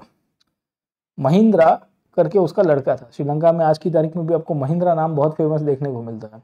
इनके भूतपूर्व राष्ट्रपति थे श्रीलंका के, उनका भी नाम महिंद्रा आपको मिलेगा, है ना। You might be aware about Mahindra, है ना, राजपक्षे, सर। ओके ना, समझे। So Mahindra name is very popular in Sri Lanka. Mahindra basically Ashok के संतान का नाम था जो लंका में उस टाइम पे अशोक ने भेजे थे, ठीक है। So he had actually sent Mahindra his son and daughter Sanghamitra to the Sri Lanka. Sri Lanka के अंदर भेज दिए। क्यों भेज दिए? क्योंकि ही वांटेड कि श्रीलंका बेसिकली बुद्धिज्म की तरफ आए। वो चाहता था कि श्रीलंका बुद्धिज्म की तरफ आए। श्रीलंका बुद्धिज्म की तरफ कैसे जाएगा, सर? ठीक है। So by sending his son and daughter to the state, he made sure कि भाई उसके बाद वहाँ के अंदर बुद्धिज्म की पॉपुलैरिटी हो। और ऐसे नहीं भेजा, सामान्य रूप से गिफ्ट आप किसी को दे के भेजते हो, खाली हाथ नहीं भेजोगे, sir. So what Ashoka did is that कि अशोक ने अपने महिंद्र और ये संघमित्रा को, दोनों को तो भेजा, पर साथों साथ उसने गया के अंदर आया हुआ एक झाड़, बोधि ट्री जिसे हम लोग कहते हैं, सर, ठीक है, उसको भी कट किया, सर, है ना। समझे कि नहीं समझे? And then we will find कि गया के अंदर आया हुआ झाड़ था, बोधि ट्री था, उसको कट करके वी विल फाइंड कि he will be sending it out, sir, है ना। समझे? तो आप समझने की कोशिश करिए कि बोधि ट्री का एक डाली था, there was a branch of Bodhi tree that was sent along with Mahindra and Sanghamitra to Sri Lanka. इससे 2 इम्पैक्ट हुए, देयर वर 2 इम्पैक्ट्स। ओके, पहली तो श्रीलंका के लोग बुद्धिज्म की तरफ बहुत झुक जाएंगे, क्योंकि ऑब्वियस था कि बोधि ट्री वहाँ पे पहुँचता है, सर। ऑब्वियस था कि बुद्ध को जो झाड़ के नीचे कैवल्य ज्ञान की प्राप्ति हुई है, उनको निर्वाण प्राप्ति हुई है, बुद्ध उसके बाद बुद्ध कहलाए गए हैं, तो ऑब्वियस था कि वो झाड़ की महत्वता थी सर, है ना, समझे। दूसरी आपको ये भी कहानी देखने को मिलेगी कि वी विल ऑल्सो फाइंड कि जो पूरा बैकग्राउंड आपको मिलता है उसके कारण अशोक रॉयल एम्बेसडर्स के रूप में अपने संतानों को भेज रहा है, जैसा तैसा कोई मंत्री को नहीं भेज रहा है, या is not sending some we can say ambassadors, he is sending his own blood to the Sri Lanka. तो इससे भी श्रीलंका के अंदर एक नई प्रकार की ऊर्जा आई, और यही ऊर्जा जो थी अल्टीमेटली हम लोग ये कह सकते हैं कि श्रीलंका में बुद्धिज्म को फैलाने के लिए कारणभूत रहती है सर, ठीक है ना, समझे। So we will see that Sri Lanka gradually फिर बुद्धिज्म की तरफ गया। आज का श्रीलंका बुद्धिज्म की तरफ गया, उसके पीछे का एक मुख्य कारण भी लोग इतिहास में ये कहते हैं कि it was Ashok only sir, ठीक है। ये अशोक ही था जिसके कार्यकाल के समय पे, जिसके प्रभाव के समय पे हम लोग ये कह सकते हैं कि श्रीलंका में जो बुद्धिज्म है वो भी काफी पॉपुलर हुआ सर, ठीक है ना, समझे। तो ये भी एक कहानी है, you should also know this kind of story through which ये कहानी चलती है। और उसने बोधि ट्री को भी वहां पे कट करके, मतलब उसकी एक डाली थी वो भेज दी थी सर। तो ओवरऑल अशोक के समय पे we will come to know about the administration, और काफी ठीक ठाक एम्पायर बिल्डिंग हो गया। तो आज आपको फर्स्ट पार्ट तो समझ में आया कि अशोक का जो पूरा कार्यकाल था उसमें किस किस प्रकार के चेंजेस हुए, और अशोक के कार्यकाल के समय पे वी विल सी दैट किन किन प्रकार के वी विल सी कि इनका उपयोग करते हुए क्या कह सकते हैं कि महामंत्रास का उपयोग करते हुए अशोक ने बुद्धिज्म को पॉपुलराइज किया सर, ठीक है। अब वहां से अगर आप समझिए कि क्वेश्चन आपको पूछे जा सकते हैं वो है एडिक्स से पूछे जा सकते हैं। The questions that can be asked to you that is regarding the edicts, okay ना, समझे। एडिक्स के अंदर से आपको पूछा जा सकता है कि कौन सा एडिक्ट कहाँ पे आया हुआ है, कौन से स्टेट के अंदर आया हुआ है सर, ठीक है। आपको ये भी पूछा जा सकता है कि भाई अशोक की ये जो एडिक्स थी इसके पीछे अशोक ने कौन सी फिलॉसफी का उपयोग किया था सर, ठीक है ना, समझे। And last but not the least they can also ask you regarding a question where the question can be framed on the point of Ashoka's edicts, और ये एडिक्स के पीछे अशोक के धम्म का क्या इंपॉर्टेंस है सर, ठीक है ना, समझे। अब आप समझने की कोशिश करें, बहुत इंटरेस्टिंग कहानी के ऊपर अभी हम लोग आ जाते हैं कि अशोक ने जो भी एडिक्स इश्यू किए हैं सर, ठीक है ना, whatever edicts that Ashoka had issued sir, okay, all this edicts actually contained some kind of we will see dhamma sir, ठीक है ना, समझे। ये जितने भी एडिक्स हुआ करते थे अशोक के, इसमें अशोक ने धम्म की आइडियोलॉजी को प्रचार किया था। तो यहाँ से एक आपकी किताब के अंदर बेसिकली टॉपिक दिया है अशोका धार्मिक स्टेट्स, है ना, समझे। अब आप समझिए कि ये धार्मिक स्टेट का मतलब क्या होता है, what do mean by the term धार्मिक स्टेट, है ना, समझे। ये उसकी क्या सिग्निफिकेंस है कि भाई ये बोला गया कि अशोक का जो एडमिनिस्ट्रेशन है ये धार्मिक था सर, है ना। धार्मिक का मतलब है कि ये धम्म को फॉलो करने वाला था कि नहीं था। अगर धम्म फॉलो होता था तो किस तरह से होता था सर, ठीक है ना। If the dhamma was to be followed, how it was to be followed sir, ठीक है, what was the basis on which it was to be followed sir, ठीक है ना। तो दो तीन चीज के ऊपर आपको यहाँ से देखने को मिलती है। अशोका's rule gives us an alternative model of the righteous king and a just state। Ashok अपने एडिक्स के थ्रू ये बताने की कोशिश कर रहे हैं कि मुझे न्याय व्यवस्था बहुत प्यारी है, मैं चाहता हूं कि मैं एक निष्पक्ष राजा के रूप में कार्य करूं, एक फेयर, एक ट्रांसपेरेंट किंग के रूप में, जो ड्यूटी के साथ कॉम्प्रोमाइज ना करे, राइटियसनेस, सच्चे को सच्चा कहे, गलत को गलत कहे सर, ठीक है ना, समझे। And that is one of the reasons he gives a list of officials into the rock addicts. तो उसके एक रॉक एडिक्ट नंबर 3 है, मैंने आपको बताया टोटल कितने हैं, देयर टोटल 14 एडिक्ट्स, ओके। अब सबके नंबरिंग तो मेरे हिसाब से याद रखने आपको बहुत मुश्किल हो जाएंगे, और नंबरिंग का पूरा एक चार्ट बार्ट आता है, कभी प्लस क्लासेस के अंदर आओगे तो मैं आपको उसकी डिटेल में नंबरिंग के साथ कराऊंगा। अभी आप खाली एक थीमेटिक समझ जाइए सर, ओके।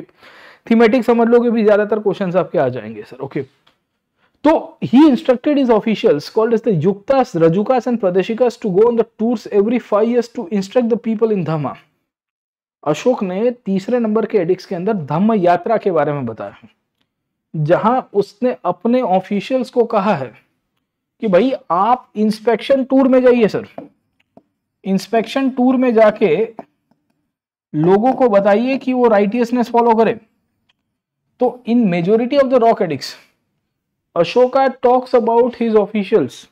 ये जो एडिक्ट्स की सिग्निफिकेंस आपको पूछा ना सर, अभी मैंने आपको थोड़ी देर पहले बताया कि अशोक ने इतने सारी जगह के ऊपर एडिक्ट्स डाल के रखा था, उसमें क्या किया था, what Ashoka had did bye constructing this kind of addicts, okay. Ashoka ने ये जो एडिक्ट्स बनाए हैं उसका इंपॉर्टेंस ही आपको ये मिलता है कि where he talks about the establishment of dhamma and under the dhamma he talks about his officials कि भाई तुम्हें क्या करना चाहिए सर, ठीक है ना, समझे। सो वी विल फाइंड कि अशोका टॉक्स अबाउट कि भाई तुम बाहर जाओ युक्तास को, रजुकास को और प्रदेशिकास को। अब यहाँ से मैच द फॉलोइंग आएगा कि इनका क्या रोल प्ले था सर, है ना। याद रखना जब आप तमिलनाडु की किताब या कोई भी किताब पढ़ रहे हो, ये युक्ता क्या काम करते थे, रज्जुका क्या काम करते थे। रज्जू का मतलब होता है रोप सर, है ना। और यहाँ पे अगर आप समझने की कोशिश करोगे, रूरल एडमिनिस्ट्रेशन, डिस्ट्रिक्ट एडमिनिस्ट्रेशन का पार्ट थे ये, लैंड रेवेन्यू कैलकुलेशन के साथ जुड़े हुए हैं। अर्थशास्त्र के अंदर कौटिल्य भी इनके बारे में लिखते हैं सर, ठीक है। So even Kautilya in the Arthashastra will be writing about them sir, ठीक है। So he instructed his official the Yuktas, Rajjukas and the Pradeshikas to go on tours every 5 years to instruct the people of Dhamma. लोग धम्म से दूर ना जाए, लोग राइटियसनेस को भूल ना जाए, लोग चैरिटी को भूल ना जाए, लोग अपनी संस्कारों को, अपनी मूल्यों को ना भूल जाए। इसके लिए अशोक ने अपने ही अधिकारियों को कहा है, क्या कहा है कि भले मैं जाऊं कि ना जाऊं तुम चले जाओ सर, है ना। तुम मेरी बदले जाके on behalf of me you should go over there, you should go over there and you should preach what is Dhamma. आपको वहां पे जाके लोगों को ये प्रीच करना है कि धम्म क्या है, ठीक है ना, समझे।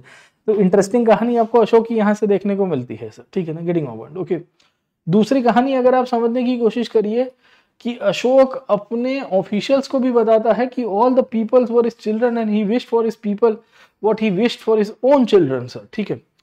तो ये धम्म के अंदर अशोक अगर आप देखोगे तो बहुत ही पैटर्नल या पैटर्नलिस्टिक बेसिकली थॉट प्रचार करने की कोशिश कर रहा है।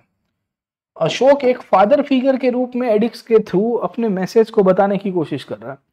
अशोक क्या कह रहा है कि all people are my children and I will treat to you that, मेरे जो संतान है वैसे ही मैं आपको ट्रीट कर रहा हूं, ठीक है ना, समझे। So all people were his children and he wished for his people what he wished for his own children.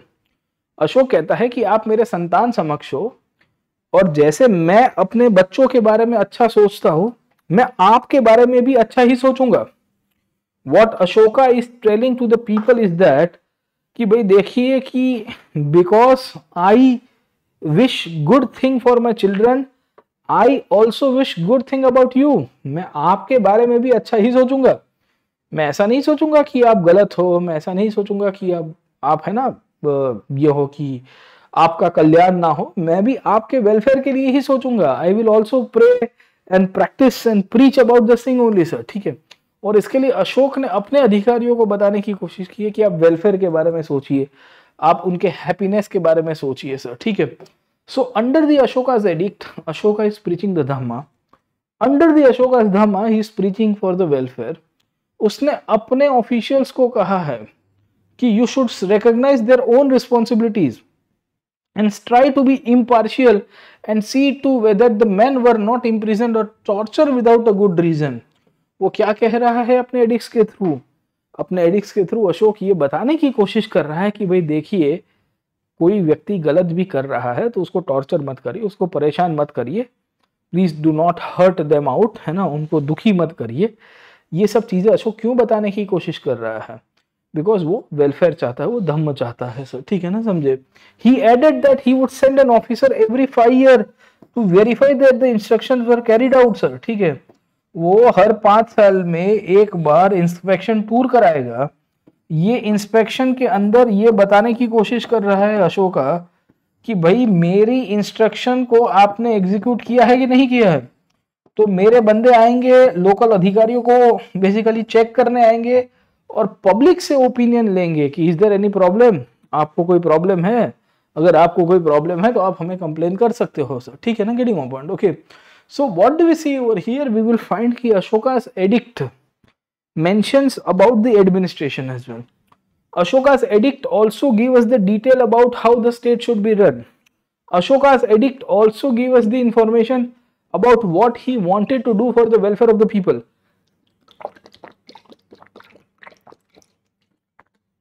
And under Ashoka's edict, Ashoka also proclaims कि मुझे क्या करना है, मुझे धम्म की तरफ जाना है, मुझे धम्म का प्रचार करना है। मैं चाहता हूं कि ये जो धम्म है ये धम्म के आधारित ही समाज व्यवस्था चले। आगे चलते और क्या लिखा है अशोक ने सर, ठीक है ना, समझे।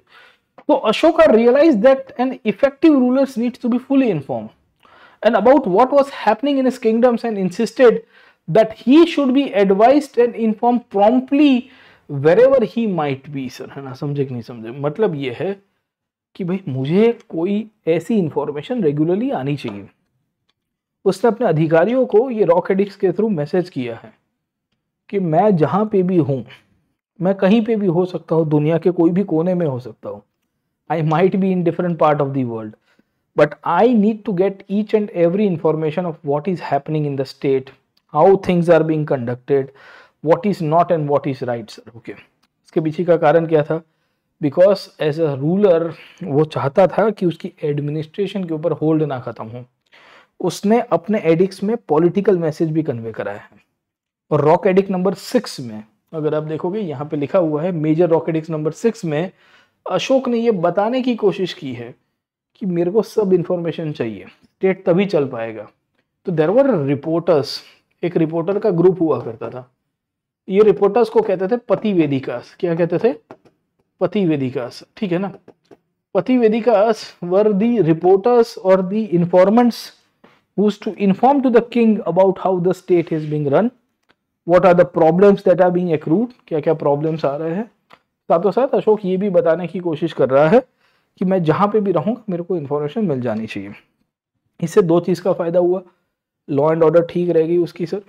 ऑब्वियस था कि अगर अशोक कहीं पे विजिट पे गया है और उसको जानकारी मिलती है कि कहीं XY रीजन में विद्रोह हो गया, तो तात्कालिक रूप में डिसीजन लेके he can actually stop the rebellion sir. तो अपने स्टेट को डिसइंटीग्रेट ना हो, अपना जो साम्राज्य है वो वैसा का वैसा रहे, और अपना जो होल्ड है एम्पायर के ऊपर, जो उसकी जो पकड़ है वो पकड़ पूर्ण रूप से खत्म ना हो, उसका भी कामकाज अगर आप देखने की कोशिश करोगे तो अशोक ने करने की कोशिश की है सर, ठीक है।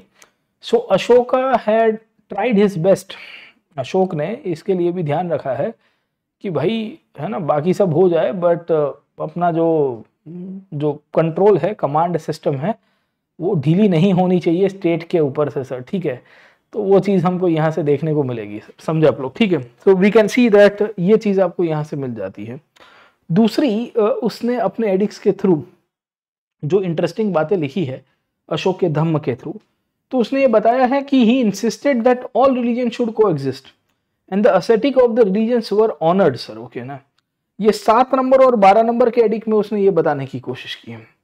So under this 7 number of edict of major rock edict and 12th number, क्योंकि टोटल 14 थे, उसमें ये श्रमणों के बारे में बताता है। Ashok talks about the shramanas and he talks about very categorically कि what the shramanas should be treated with sir. Okay, तो पहली चीज तो अशोक ने जब ये एम्पायर बनाया ना सर, तो अशोक को ये चीज समझ में आ गई थी कि यार इतना बड़ा एम्पायर तो बना दिया है, but there is every possibility कि लोग अलग अलग संप्रदाय से है, धर्मों से है, इनके बीच में आइडियोलॉजिकल और फिलोसफिकल मतभेद तो रहेंगे सर, जैसे आज भी रहते हैं, आपने देखा होगा। Even in the present day there is an ideological mismatch और ideological conflicts going on sir, ठीक है। So Ashok feared this part, है ना, अशोक को इस चीज़ का डर लग रहा था कि यार विद्रोह हो जाएगा, मैं कहीं और रहूंगा सर। ओके, तो उसने रॉक एडिक्ट के अंदर ही ये छपवा दिए। जैसे गिरनार में चले जाओगे आप, गिरनार इज इन गुजरात, कलसी चले जाओगे, या आप नीचे साउथ में सन्नती चले जाओगे, येरागुड्डी चले जाओ, सब जगह के ऊपर आपको ऑलमोस्ट यही मैसेजेस देखने को मिलेंगे। ये मैसेजेस में कैटेगरिकली अशोक ये लिखता है, क्या लिखता है कि द ऑल रिलीजन शुड को एग्जिस्ट, बोले सब रिलीजन को सबके साथ रहना है सर, ठीक है ना, समझे। और क्या लिखा है? और लिखा है कि the aesthetics of the religions were honoured.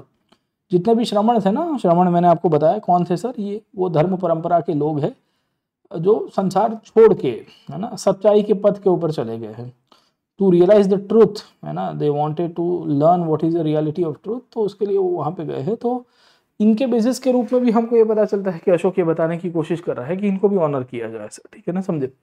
तो अशोक अपने एडिक्ट्स के थ्रू एक वेलफेयर स्टेट की स्थापना कर रहा है, धम्म की स्थापना कर रहा है, पॉलिटिकल मैसेज है, सोशल मैसेज है, रिलीजियस मैसेज आपको देखने को मिलता है सर, ठीक है ना, समझे। जैसे कि 2 नंबर की रॉक एडिक्ट में अशोक ने बहुत इंटरेस्टिंग कहानी लिखी है कि providing medical care should be one of the functions of the state.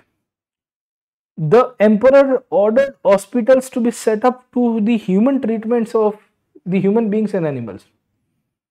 आज की तारीख में भी इस बात को लेकर बहुत डिबेट होती रहती है। आप देखिए, even in the present day there is a continuous debate going on. और डिबेट किस बात की रहती है सर? इसी बात के ऊपर रहती तो है डिबेट, इसी बात के ऊपर रहती है कि भाई स्टेट को क्या काम करना है, पहली बात।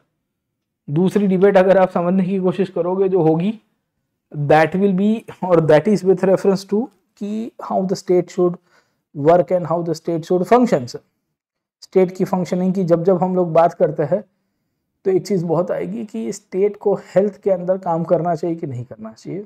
वेलफेयर स्टेट का सबसे बड़ा ऑर्गन होता है वो हेल्थ एंड एजुकेशन। अशोक ने आज से 2500 साल पहले अपने रॉक एडिक्स के अंदर ये चीज़ छपवा दी थी, लोगों के द्वारा ये कहलाने की कोशिश की जा रही थी कि भाई हेल्थ को लेके आप चिंता मत करिए, वो मेरी रिस्पॉन्सिबिलिटी है, इट इज़ माई रिस्पॉन्सिबिलिटी। आज की तारीख में आपने अभी कोविड आया होगा, आपने देखा होगा कि स्टेट ने सबको वैक्सीन दिए, स्टेट ने सबको इंफ्रास्ट्रक्चर है ना, हो सके उतनी स्टेट की तरफ से मदद मिलने की शुरुआत हुई सर। क्यों था, उसके पीछे का कारण ही ये था सर। ठीक है, यहाँ पे भी जब हम लोग बात करेंगे when we will be talking about the edicts, हमको ये पता चलता है कि providing medical care should be the functions of the state, okay, and the emperor order hospitals to be set up to the treatment of human beings and also the animals. मतलब अशोक वहां तक कह रहा है कि वेलफेयर स्टेट का मतलब मेरा ये नहीं है कि खाली और खाली मैं मनुष्यों की ही रक्षा करूंगा sir. My welfare state also includes the animals to be protected as well. मैं चाहता हूं कि भाई प्राणियों की भी उतनी ही रक्षा हो जितनी इंसानों की जा रही है सर। ठीक है ना, समझे। सो वी विल फाइंड कि अशोक के एडिक्ट्स के अंदर आपको ये वेलफेयर एस्पेक्ट बहुत देखने को मिलेगा सर। ठीक है ना, समझे। इसके सिवाय वी विल फाइंड कि अशोका के एडिक्ट्स के अंदर उसने ये भी बताया है कि we should prevent unnecessary slaughter of animals and showcasing respect for all living beings was another recurrent theme in Ashoka's edict, okay। तो ये कह रहा है कि जानवरों की हत्या ना की जाए, हो सके उतनी बेसिकली हत्या हम कम करेंगे, unnecessary slaughters हम लोग कम करेंगे तो उतना ही we will find कि एनिमल को हम लोग प्रोटेक्ट कर सकते हैं। आज की तारीख में भी इसको लेके काफ़ी एथिकल डिबेट चलती रहती है कि जानवरों की हत्या करना जायज़ है नहीं जायज़ है सर। ठीक है, अलग अलग पॉइंट ऑफ व्यू से लोग मानते हैं, पर अशोक ने ये बताने की कोशिश की थी कि ये करना चाहिए सर। ठीक है, सारी भाषा में एक ह्यूमन और एम्पैथेटिक मॉडल ऑफ गवर्नेंस चलाने की कोशिश की है अशोक के द्वारा। अशोक चाहता था कि शासन पद्धति में इवन भविष्य के अंदर भी कोई राजा निकल के आया सर। ठीक है ना, समझे। तो भविष्य के राजा भी बेसिकली इसी प्रकार के मॉडल को अपनाया सर। ओके ना, समझे। अशोक ये कह रहा है अपने ऑफिशियल्स को, अपने मंत्रियों को कि राइटियसली एक्ट करिए। अपने कॉमन मैन को ये बताने की कोशिश कर रहा है कि भाई आप शांतिप्रिय रूप से टॉलरेंट रहिए, अपनी ड्यूटी को फॉलो करिए, हिंसा की तरफ ना जाइए, रिस्पेक्टफुली ट्रीट करिए, रिस्पेक्टफुली बातें करिए एक दूसरे के साथ। बात करने से ही बात बनती है। संवाद जितना करोगे उतने ही वाद और विवाद कम होंगे, और जितने ही संवाद करोगे उतने वाद विवाद कम होते हुए समाज को एक हार्मोनियस सेटअप देने की कोशिश की जाएगी। इसी बेसिस के रूप में वी विल फाइंड कि अशोक के एडिक्ट्स के द्वारा अशोक ने एक धार्मिक स्टेट की, एक ऐसे वेलफेयर स्टेट की नींव रखी थी जिसके थ्रू अशोक अपना बहुत बड़ा एम्पायर जो है वो चला पा रहा था। ठीक है ना, समझे। तो होपफुली आपको पूरी की पूरी सिस्टम समझ में आई कि अशोक की जो पूरी एडमिनिस्ट्रेटिव हायरार्की है उसमें एडिक्ट्स का क्या इंपॉर्टेंस रहा है सर, है ना, समझे। तो please understand this part, okay ना, समझे। ये एडिक्ट्स से प्रीलिम्स में भी सवाल आ चुके हैं, मुख्य परीक्षा के अंदर भी सवाल आएगा सर। ठीक है ना, बुद्धिस्ट काउंसिल में तो अशोक की काउंसिल से तो आपको समझ में आएगा ही सर। ठीक है ना, समझे।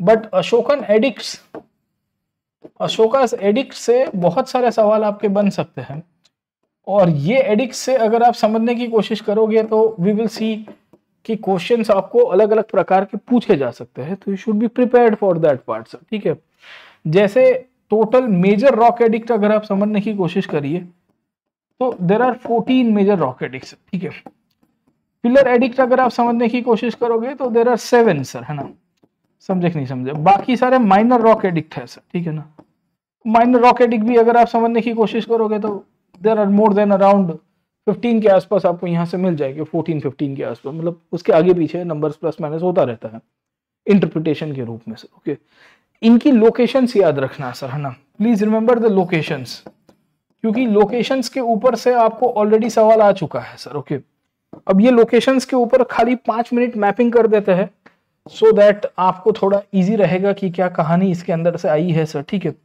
पहले मेजर रॉक एडिक्ट को देख लेते हैं। मेजर रॉक एडिक्ट आपको कहाँ कहाँ देखने को मिलेंगे सर। ठीक है, तो याद रखना कि major rock edict are found as per this map in the Kandahar region. Kandahar में मेजर रॉक एडिक्ट भी है, माइनर रॉक एडिक्ट भी है।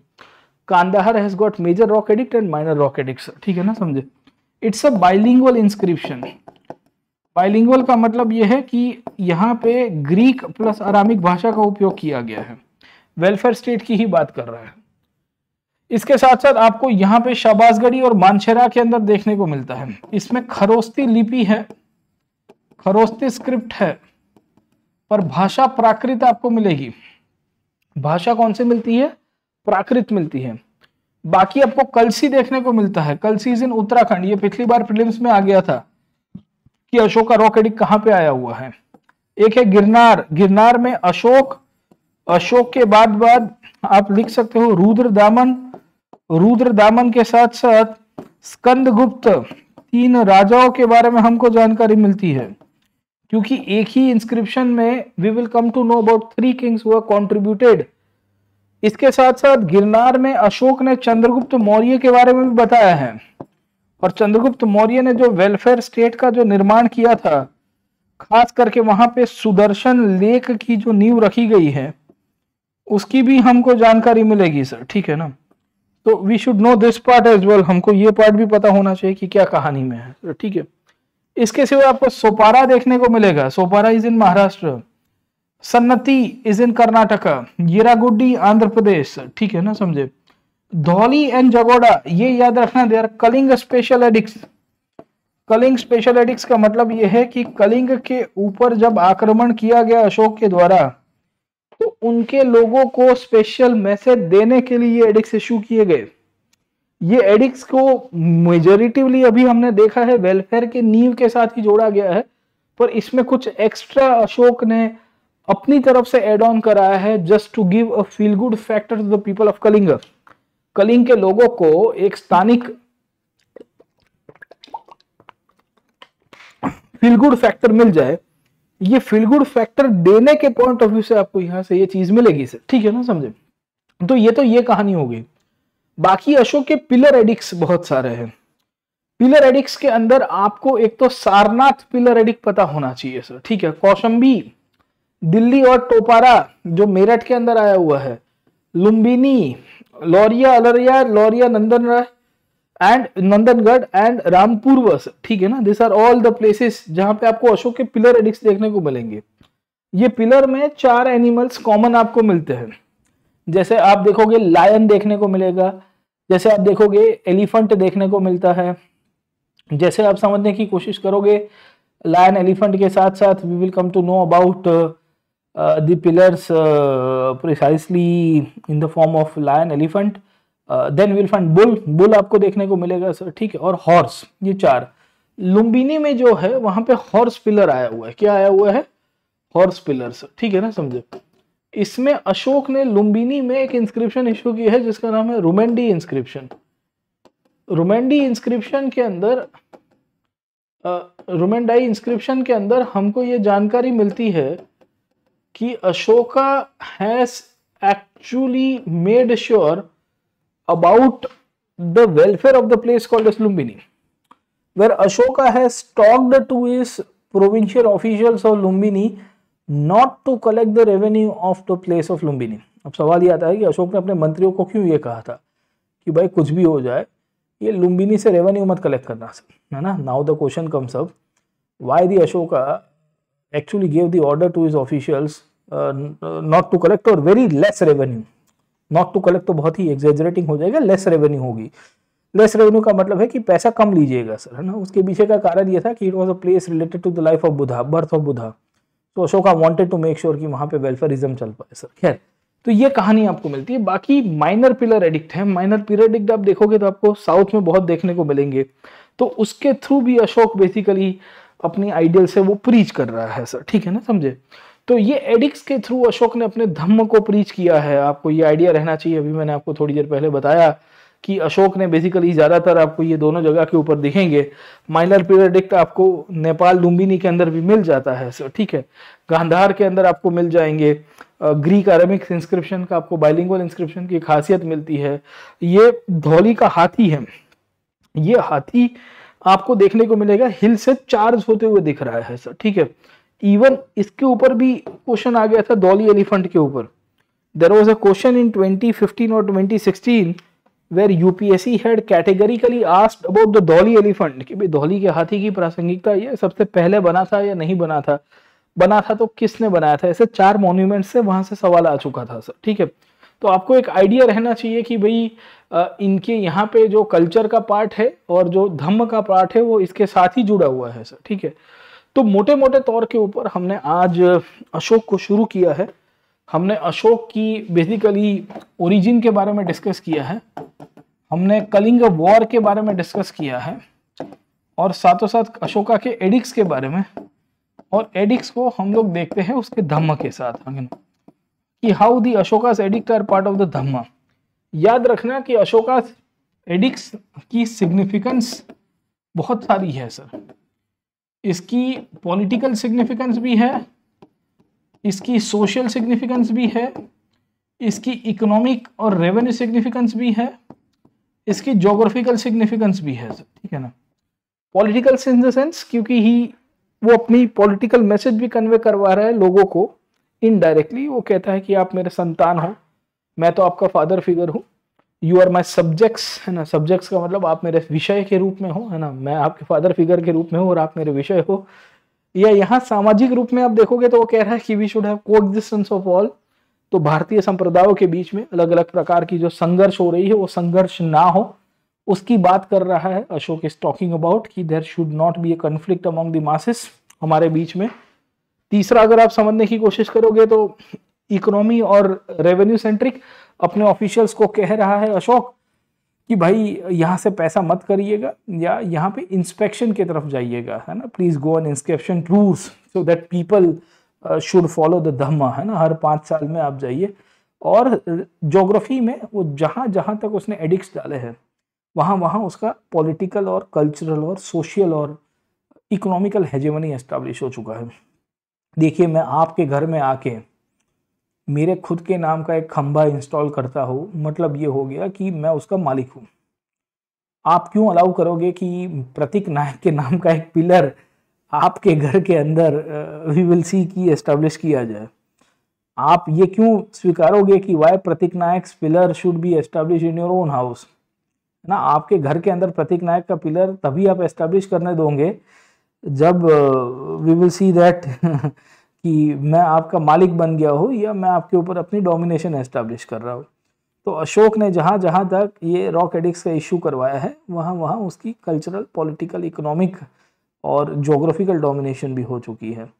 तो ये 14 एडिक्ट्स है, उसमें 7वें नंबर पे उसने टॉलरेंस की बात की है। 2 और 13 नंबर के ऊपर he is talking about the Dhamma Vijay, he is talking about the concept of welfare, he is talking about the tolerance, he is talking about slaughtering of animals, he is talking about coexistence of all communities। तो overall बहुत ही moral code of conduct था जो लोगों के लिए दिया गया था। It was over and above Buddhism. Ashoka के एडिक्ट और अशोक के धम्म के बारे में याद रखना कि अशोक का धम्म खाली और खाली एक ऐसा धम्म नहीं है जो बुद्धिज्म सेंट्रिक ही है, वो बुद्धिज्म से भी 2 स्टेप ऊपर चला गया है। He has gone 2 steps beyond Buddhism as well sir, ठीक है। तो वो भी कहानी आपको इसके अंदर से मिलेगी। तो आज इतना रखते हैं, let us try to keep it this much only, and we have studied about the Ashoka. Most probably कल के क्लास तक आते आते by next class we will try to conclude out the Mauryan state and the Mauryan empire sir, ठीक है ना, समझे। तो हमने basically edicts of Ashoka, Ashoka's contribution to Buddhism, साथों साथ हमने अशोक के धार्मिक स्टेट के बारे में डिस्कस किया है।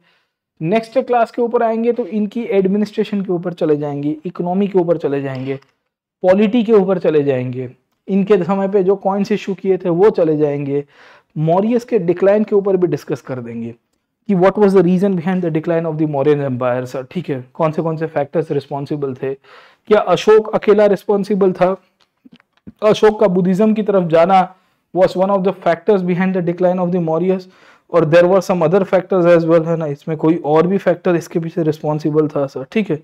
So we will try to see that as well, हम लोग उसको भी समझने की कोशिश करेंगे और इसके थ्रू ही हम लोग कंक्लूड करेंगे।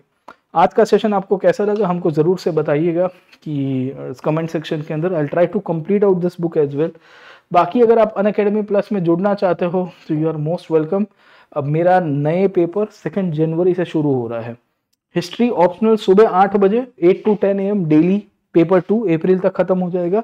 और आर्ट एंड कल्चर 2 जनवरी से ही शाम को 6 बजे सर, ठीक है ना, इवनिंग 6 PM। ओके, तो आप जरूर से जुड़िए। ये कोड को यूज करिएगा PN लाइव सर। आपको ये कोड यूज करने के बाद करीबन 2000 प्लस से स्लाइड्स मिल जाएगी और ऑलमोस्ट 80% आपका जो पेपर का कवरेज है वो टॉपिक कहीं ना कहीं अगर आप देखोगे तो स्लाइड्स में कवर किए गए हैं। इतनी कॉम्प्रिहेंसिवली हमने करवाया है सर, ठीक है। तो मैं तो यही कहूँगा कि action should speak louder than the words. आप जुड़िए हमारे क्लास के अंदर, आपको समझ में आएगा कि क्यों इतनी एक्शन होती है हिस्ट्री में और उसको कैसे हम लोग काउंटर कर पाएंगे यूपीएससी के पॉइंट ऑफ व्यू से और थोड़ा बहुत जीवन के पॉइंट ऑफ व्यू से भी, क्योंकि इतिहास एक ऐसा विषय है जो हमको जीवन की फलसफा भी समझता है और समझाता भी है सर। खैर, तो आज कंक्लूड करते हैं, कल नेक्स्ट क्लास में मिलूंगा अशोक के एडमिनिस्ट्रेशन, मौर्यन स्टेट के बारे में, मौर्यन इकोनॉमी, रिलीजन, डिक्लाइन और सोसाइटी और छोटी मोटी बातों को कंक्लूड करते हुए आगे चलेंगे। तब तक के लिए बने रहिएगा हमारे चैनल के ऊपर and do like, share and subscribe to this platform. Thank you very much. Let's crack it. Jai Hind.